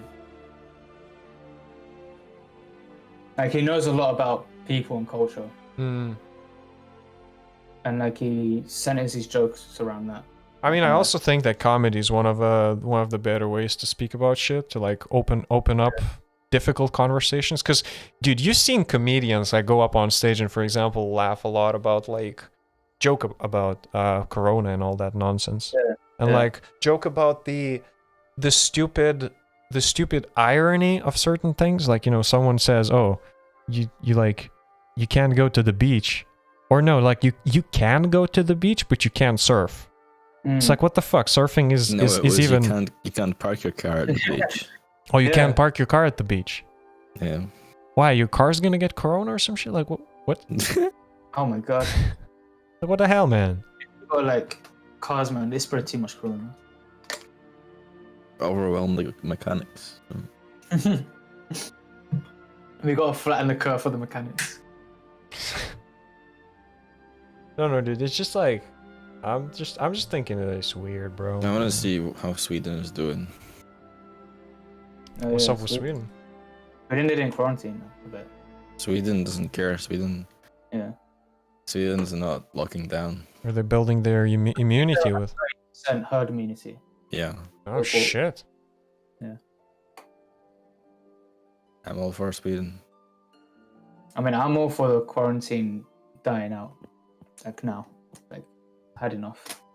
Dying now. Dying. I mean, dying yeah, out. I would like this shit to end. Well, so it's we stupid could, if they fucking stop the quarantine now. We're gonna be worse off than Sweden. Oh, well, if you die, we die. It's life. Like if we did it from the start, we're just gonna have to go through what Sweden has already gone through. Yeah. But the It's gonna economy, be the economy is just going to shit right now. Yeah. People are killing themselves because they don't have any motive in their life because they lost their business that they built for I don't know how many years. Yeah. And it's fucking hilarious because the people who are most fucking prone to fucking dying from this shit are like, you know, The elderly. fucking obese people. Yeah, the It's like- unhealthy, the elderly. It's like, let's protect the obese. Yeah, And yeah, okay, let's protect the Hey. elderly. that's the conspiracy. Like we're protecting the obese so that McDonald's can get more revenue. Yeah. No, but it's fucking ridiculous because we're locking everybody down, but the people who live healthily are probably a fucking tiny risk of actually dying, and people who aren't elderly. We could easily just lock up and actually pay, give money to people who are at most, you know, at most risk of dying, and then let everybody else just continue working. Continue their lives, yeah. It's ridiculous. But then there's the argument that they can go return home to the people who are at risk. And Yeah, but they stay isolated. Mm. I mean, you gotta take risks. You can't Yeah. just fucking put a stop to the whole fucking system and just Trust be like, me. "Oh, this is gonna be okay." Yeah, and it's like There's not a single person who understands the entirety of the economy. They can't. Yeah. I don't Can't know. make a decision on that. You just can't fuck with a system that much at once. Yeah. It's like biology and evolution anyway. It's like slowly morphing and evolving, and you can only change one part of it. Like you can't just, you know, in nature, you cannot just change something very drastically, dramatically, you know. If you decide to kill off all the lions or something, like you can try to do that, but it's just like it's too big. The system's just too big like that.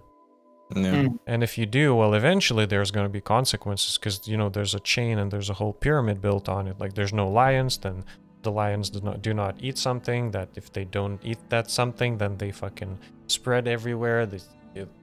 It's like, what was that example? About some sort of bugs, you know, when you kill off owls, rats start appearing. You know, when rats start appearing, they start like filling the streets, and then when this happens, another happens. It's like shit. Like it's pretty much, you know, the system balances itself. Yeah. Because it's nature.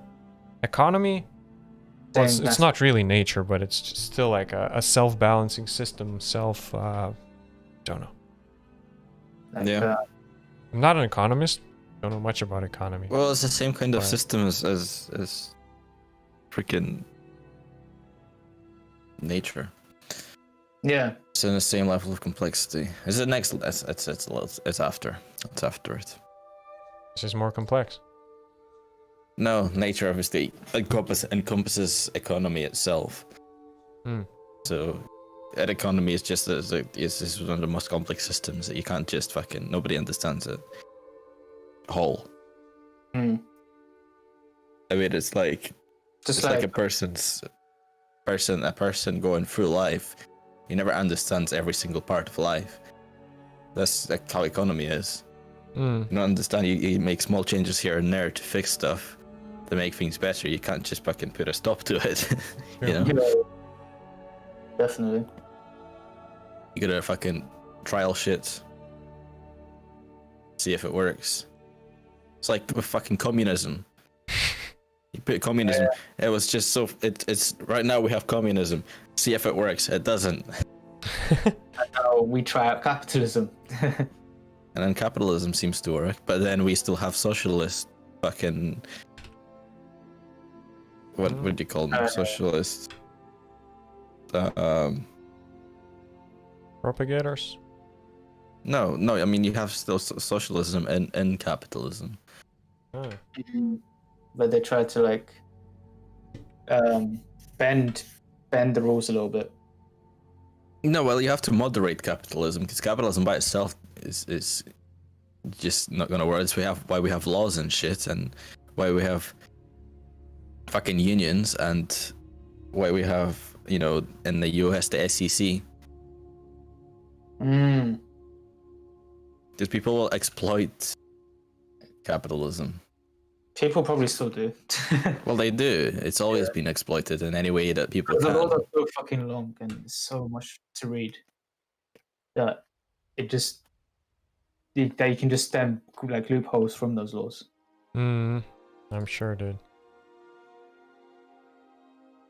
Because the nature of the business is it just wants to make money. Then you have the government caring for the people, or should care for the people. Yeah, Democratic government, and you know, the businesses just can't do anything for the people unless it's going to pay them money, because they're all trying to you know, be relevant. If you're not making as much as your opposition is, you know, you become irrelevant, and then it doesn't matter if you had good intentions, because nobody's buying your shit anymore. Yeah, survival of the fittest. So the government needs to step in Yeah. with socialist regimes. Well, it's like complicated shit. Now that's the problem. It's so complicated that there's no one person who would like have a solution to this shit. And all of these anarchists, they're aiming to, you know, just get rid of the government. But when when that happens, as well. Fucking. When that happens, well, the thing is, again, they are standing up for no government, because that's what anarchy means, right? It's like uncontrolled shit. But like, once this happens, have you ever lived in a proper anarchy to like realize that this is probably not the best way of doing shit? I have no idea. You could get fucking killed in the street, dude. It's such an anarchy that you would get away from by like, oh hey, look at that. This guy has what I want. Like, you know, this guy seems to have food, which I want. You can come up to the person. Fucking locked up now. Well, would be walking the streets. Well, locked up, yes, that's for sure. But like, what? Americans aren't. They're all just like rioting as free as they can. But yeah, like even when like that situation happens, it's about time that a government will stem back again. Like something would still come out of it, like some sort of a governing body would still appear, because even if there's no government, there would still be some sort, you know, imagine like a post-apocalyptic scenario where everyone's, you know, trying to get food, trying to get fuel, it's like zombies and shit, everyone's, you know, one of those like movie scenes. There's still gonna be some fort created by the group of individuals which own the most. Yeah, it's like we're resetting shit, but you're still gonna go back to the same you were. Yeah, it's still gonna appear almost like capitalism again, because as I say, what are people gonna care about? It's like, okay, so I need food, I need this, I need that, and they start hoarding this. Well, a castle, a fort appears, then, you know, then these are almost like the governing government or like a more powerful individual, so there's still gonna be some sort of a structure. Like, there's no answer right now. Like, I don't have answers. No one has answers. We're testing it. We're trying it. We're, you know, moving on. We're slowly, yeah, like.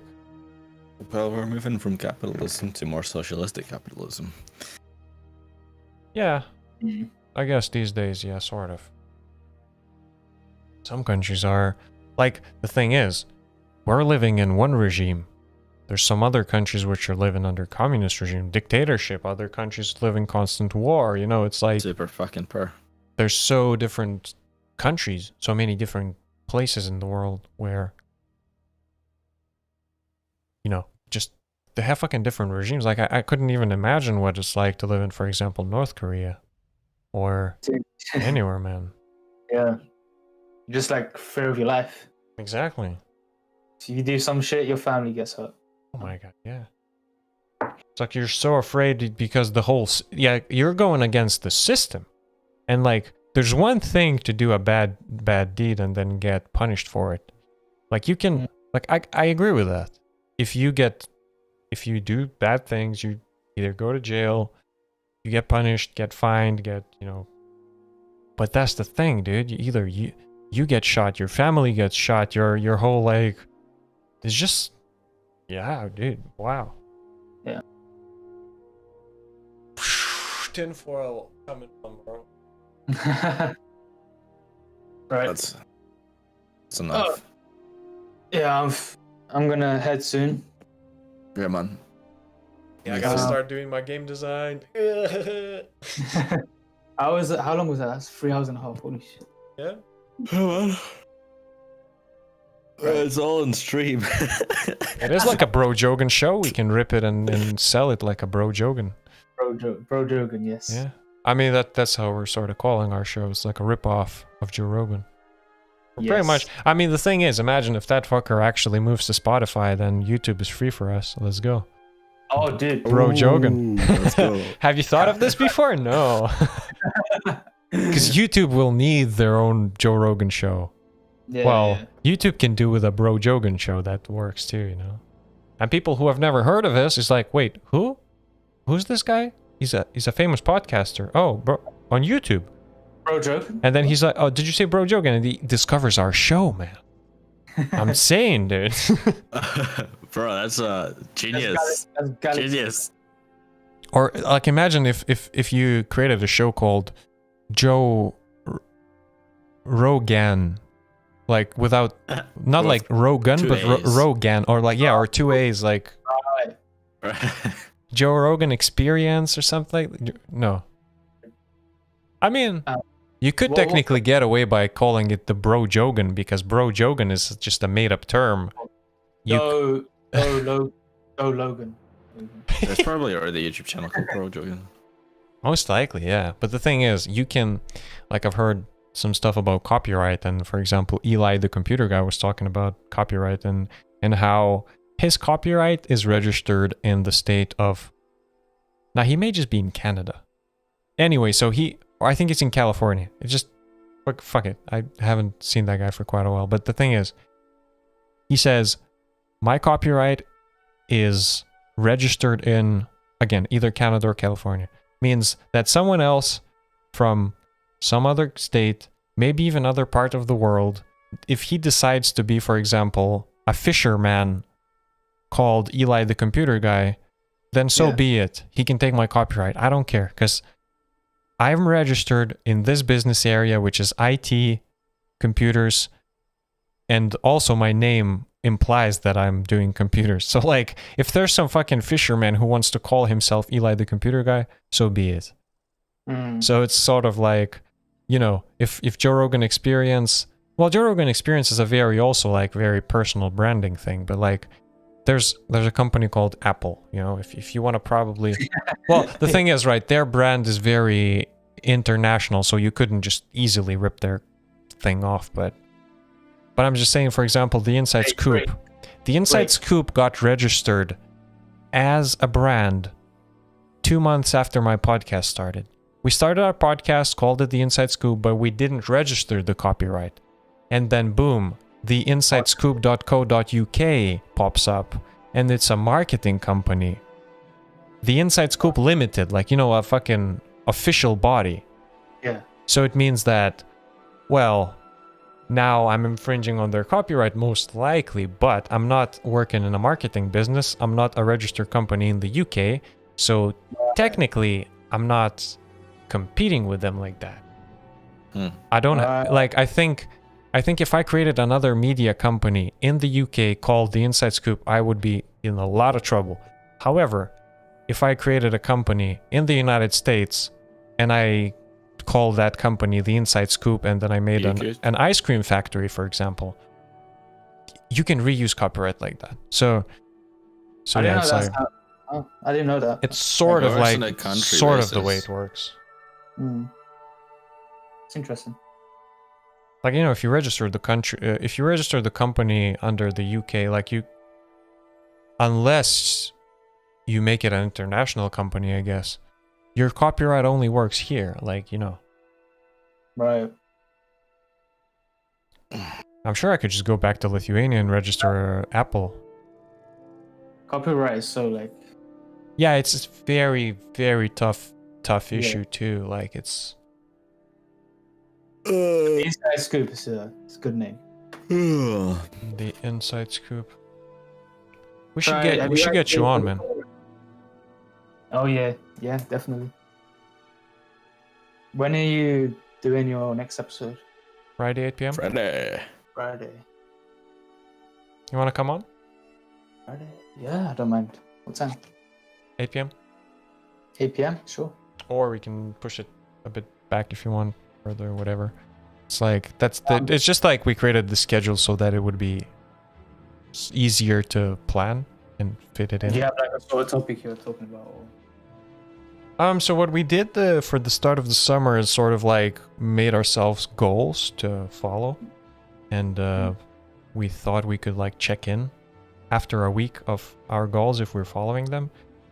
Do you think and do you feel like you have something to do with your time for the summer? Like, oh yeah. Do you have any goals you would want to accomplish over the summer because the summer is such a long period of time of doing nothing pretty much? Yeah, I do. Yeah, so if you sort of like think of them and you want to get accountability buddies, you know, because there's someone who can like push you and say like, oh, did check in on you, almost like, did you actually mean that when you said my goal is to do like 100 push-ups every day, or were you like joking, you know?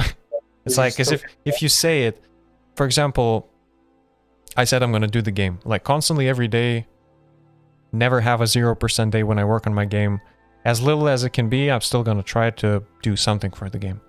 Oscar was about, well, he can tell you himself, I guess. AI shit. And We can discuss it on the podcast tomorrow. All right, yeah. Oh, it's tomorrow. Holy shit. Yeah. Fuck. Okay. Yeah, it is already Friday tomorrow. Yeah, I thought it was Wednesday. Yeah, it's going fast, man. We can talk about all that tomorrow. Yeah, we can discuss that tomorrow, I guess. Have something to talk about. Yeah, well, the thing is, I'm aiming for 30 minutes. I'm trying to make it as short as possible, but it just doesn't happen. Like, it just, you know, you start talking and then it just becomes an hour, you know? It becomes 3 hours. Like, we haven't even addressed our main issue today, have we? Or we sort of, like... What? Well, having the student information sharing platform about... Mostly off. I think we mostly have. Mostly? Okay. Because it wasn't a lot. Technically, if you wanted to cram this thing, you could have done a 20-minute short conversation with, like, Yassine about, hey, I want your experience, I want your input, this and that, 20 minutes, that's it. We've literally sat here for like 4 hours discussing this stuff. I know. Just cool and crazy, no, but man. it was just hop on to talk and chat, hang out. Yeah. And now it's just like... It's a pre-podcast. Like, we're doing a 4-hour conversation in preparations for a 30-minute podcast. I like it, man. Oh, yeah. But yeah, regarding that, like, probably just like, if I could say 3 things, probably like the process of like applying, looking for internships, then like applying like your CV, I guess, maybe if you want to. And then kind of like your interview experience, because that's probably the most interesting. Right. Okay. Yeah. So that'd be... I'll get that done. Don't worry. Thank you, man. I appreciate it. No problem. Right, I'm gonna eat. So tomorrow, yeah? Yeah, bro. 8 p.m. BST. Sweet. So... Alright then. Hell yeah. I'll see you guys tomorrow then. See you, man. You did? Then. See you. Yeet it out. Yeet. Damn. I mean, that's a very bright guy. He could be our Eddie Bravo. Yeah. Yeah. Shit, man. Oh man, what have you done there? Draw some circles. Yeah, I drew some arrows. circles. I drew some fucking circles. I drew these things 5 days ago already. Oh, bro. This is We raw distracting you. stone. Nah, I mean, I just admitted that my game's gonna bomb, dude. Come on, dude. I just admitted that in the festival I'm gonna have a fucking... Wait, have you seen the new UI? Hmm? Have you seen the new UI of the game? I don't know, maybe. I think you should limit for the next 4 days I think you have left. How many hours you stream, and just focus on the game. Yeah. Probably take some days off. Well, I'd say do fewer hours, not necessarily take stop it. But yeah. I don't The think thing that would is, be good for your stream. sadly that the situation is a bit different, because yesterday, for example, I streamed and then I was like, oh, I'll probably jump off, and then fucking 4 people or so joined and started chatting between each other. Mhm. I was like, oh shit, look at that. That's cool. Like, you never know when shit's gonna hit the fan, and like you're gonna get some people interactive and having, you know, Hit the fan. it's the So- fan. But yeah, you're probably right. I should switch up the schedule. But like, the thing is, I also want input from people. Like Cicero says, today I got rated with 60 people. Holy shit, bro, that's cool. Mad. Congrats, bro. Should have like fucking increased the subscribers or followers like mad. Or at least theoretically it should.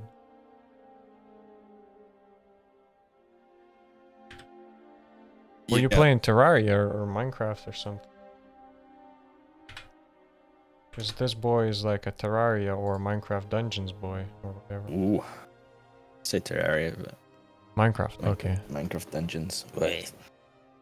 Viewer average spiked so hard. Minecraft with communism plugin. Oh, did you install that thing? Hell yeah. Communism in Minecraft. Every time you give someone an opportunity to start a Minecraft server, it just usually turns into communism, so. You saw Your what happened to experience. our server. The people you attract. Well, it's because everybody's got an abundance of everything, right? It's a vanilla survival, though. That's the thing, man. That's a very good simulation. You just let it run for quite a while, and you realize that this is what the world comes to. You start everything fresh. You know how they say... That's the answer. No, the thing is, but again, I don't want to log into the server because of communism.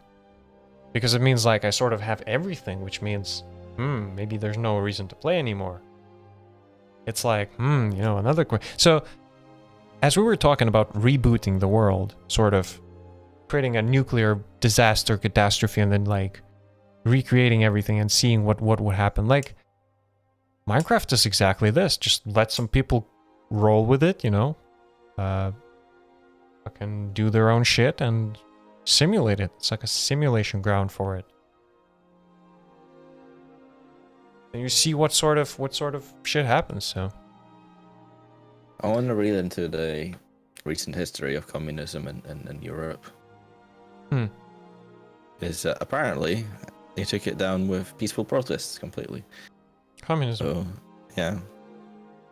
Solidarity and all, but because I was pretty convinced that if you want to make big socialist change, you need some militant action, but apparently not. So I wanna look into that, because if you look at like women's votes in the UK, you know, they took a lot of militant action to eventually get their vote. They eventually got their vote after the war, didn't they? After the First World War. I guess. I can't remember. We studied that shit in history.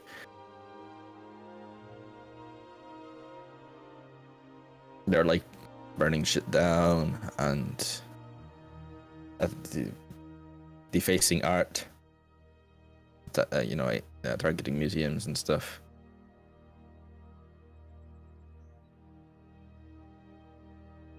There's one lass that threw herself in front of a horse during a race, make a statement. Mad. A horse race? What? Yeah. I don't know. I don't know if she died or not. Oh, like police horse. Hmm? A police horse? No, a race. There was a race. A horse race. Yeah. And she threw herself in front of a horse Oh, to disrupt the race, to ruin it, basically, or make a statement of how oppressed women were. Oh, I see what you. Okay. No, I'm just There doing were this stupid women survey. going on hunger strikes. I'm just doing this stupid survey, man, to get money. They're paying you money for a survey, What? and I'm on a question which asks me what best describes my diet. Meat eater, flexitarian, pescatarian, vegetarian, vegan. What the fuck do these things mean, man? Bro, I'm a flexitarian. I mean, I probably am. What is a flexitarian, man? I don't know. Semi-vegetarian diet. Hey, that's pretty much. Well, it's not really me. Nah, I haven't been eating enough food. I'll just call myself a meat eater. Fuck it. I want to go on a flexitarian diet just so I can call myself a flexitarian. Man, that sounds fucking cool. How much money are you able to save each month on average? Dude, what the hell are you asking me this shit?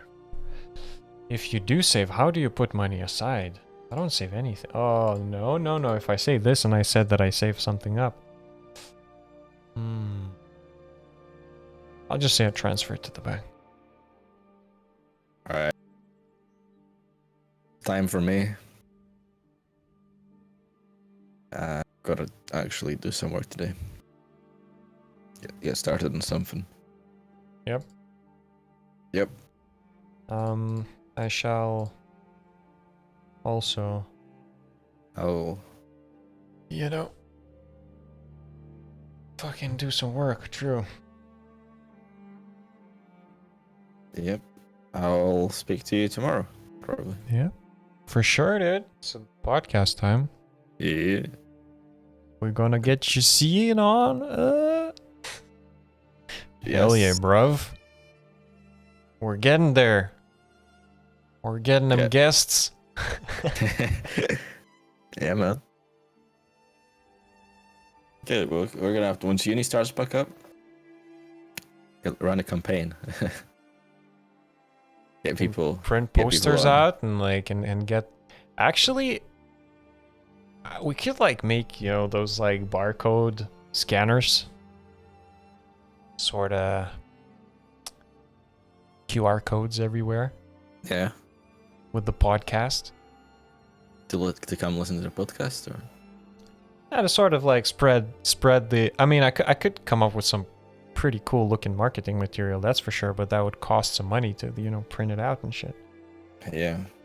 However, because all of my designs are usually black and white, like, I don't know if you've seen, we got a questionnaire sent in to us by university, or by one of our professors. Again, I don't want to mention names. We're like, about if you're doing any sort of design work, how do you cater it to accessible people, like, you know, accessibility and people with disabilities and shit.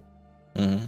So my simple answer is like, all of my designs are literally black and white, just simple as shit. And I sometimes use the tools that simulate color blindness, but I don't use the tools that simulate dexterity issues or something, because like web designs, you don't really have like, you know, easy like simulators which would simulate someone with like, I don't know, dexterity issues. I don't have drag and drops. That's good. That's it. Like, very simple.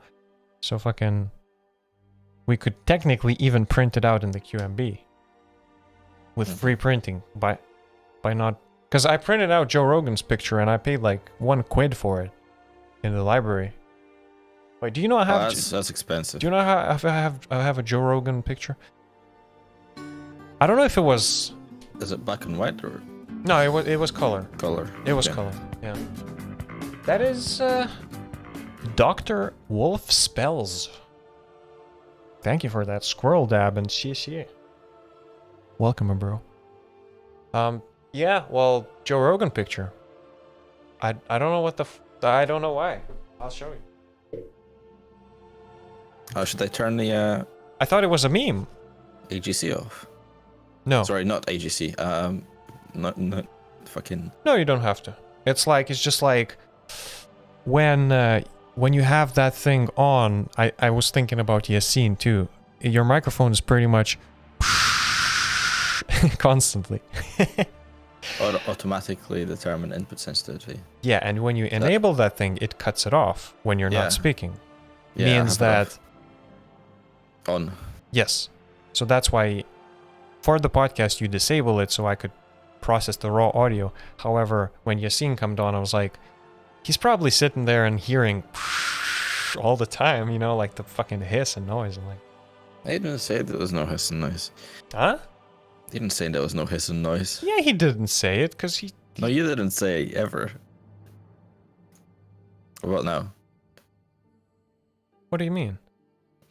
I don't have it automatically.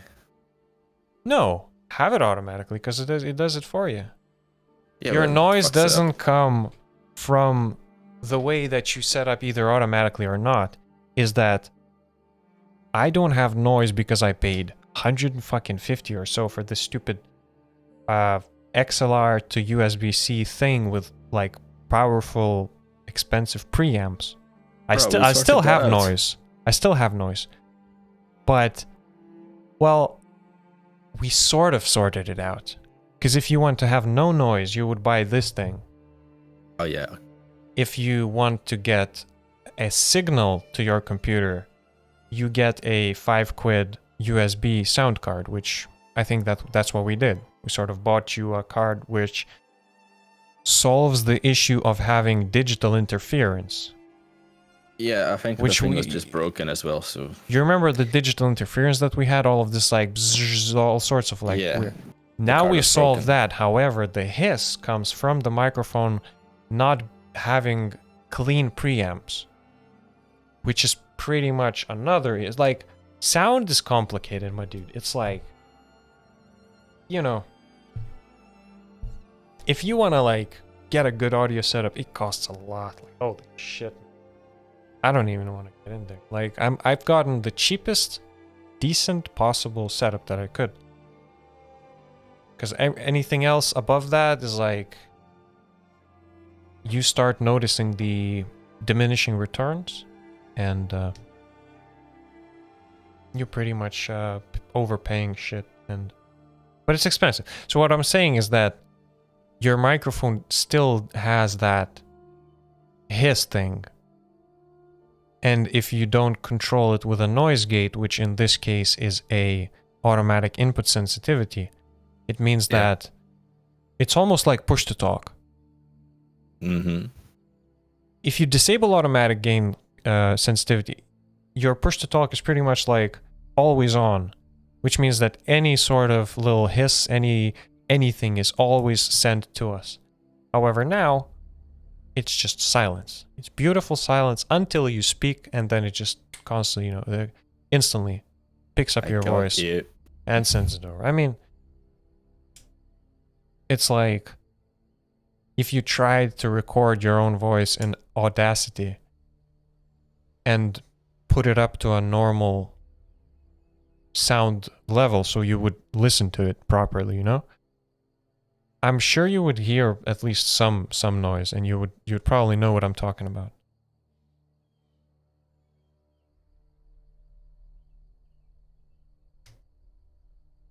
To not have that is just freaking... Gotta pay big bank, bro.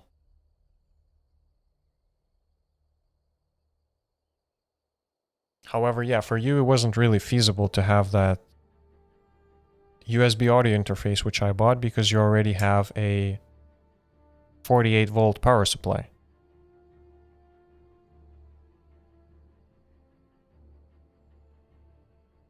Yeah, I mean, yeah, you can still get an audio interface. Well, but anyway, you could, but the thing is, the audio interface provides your microphone.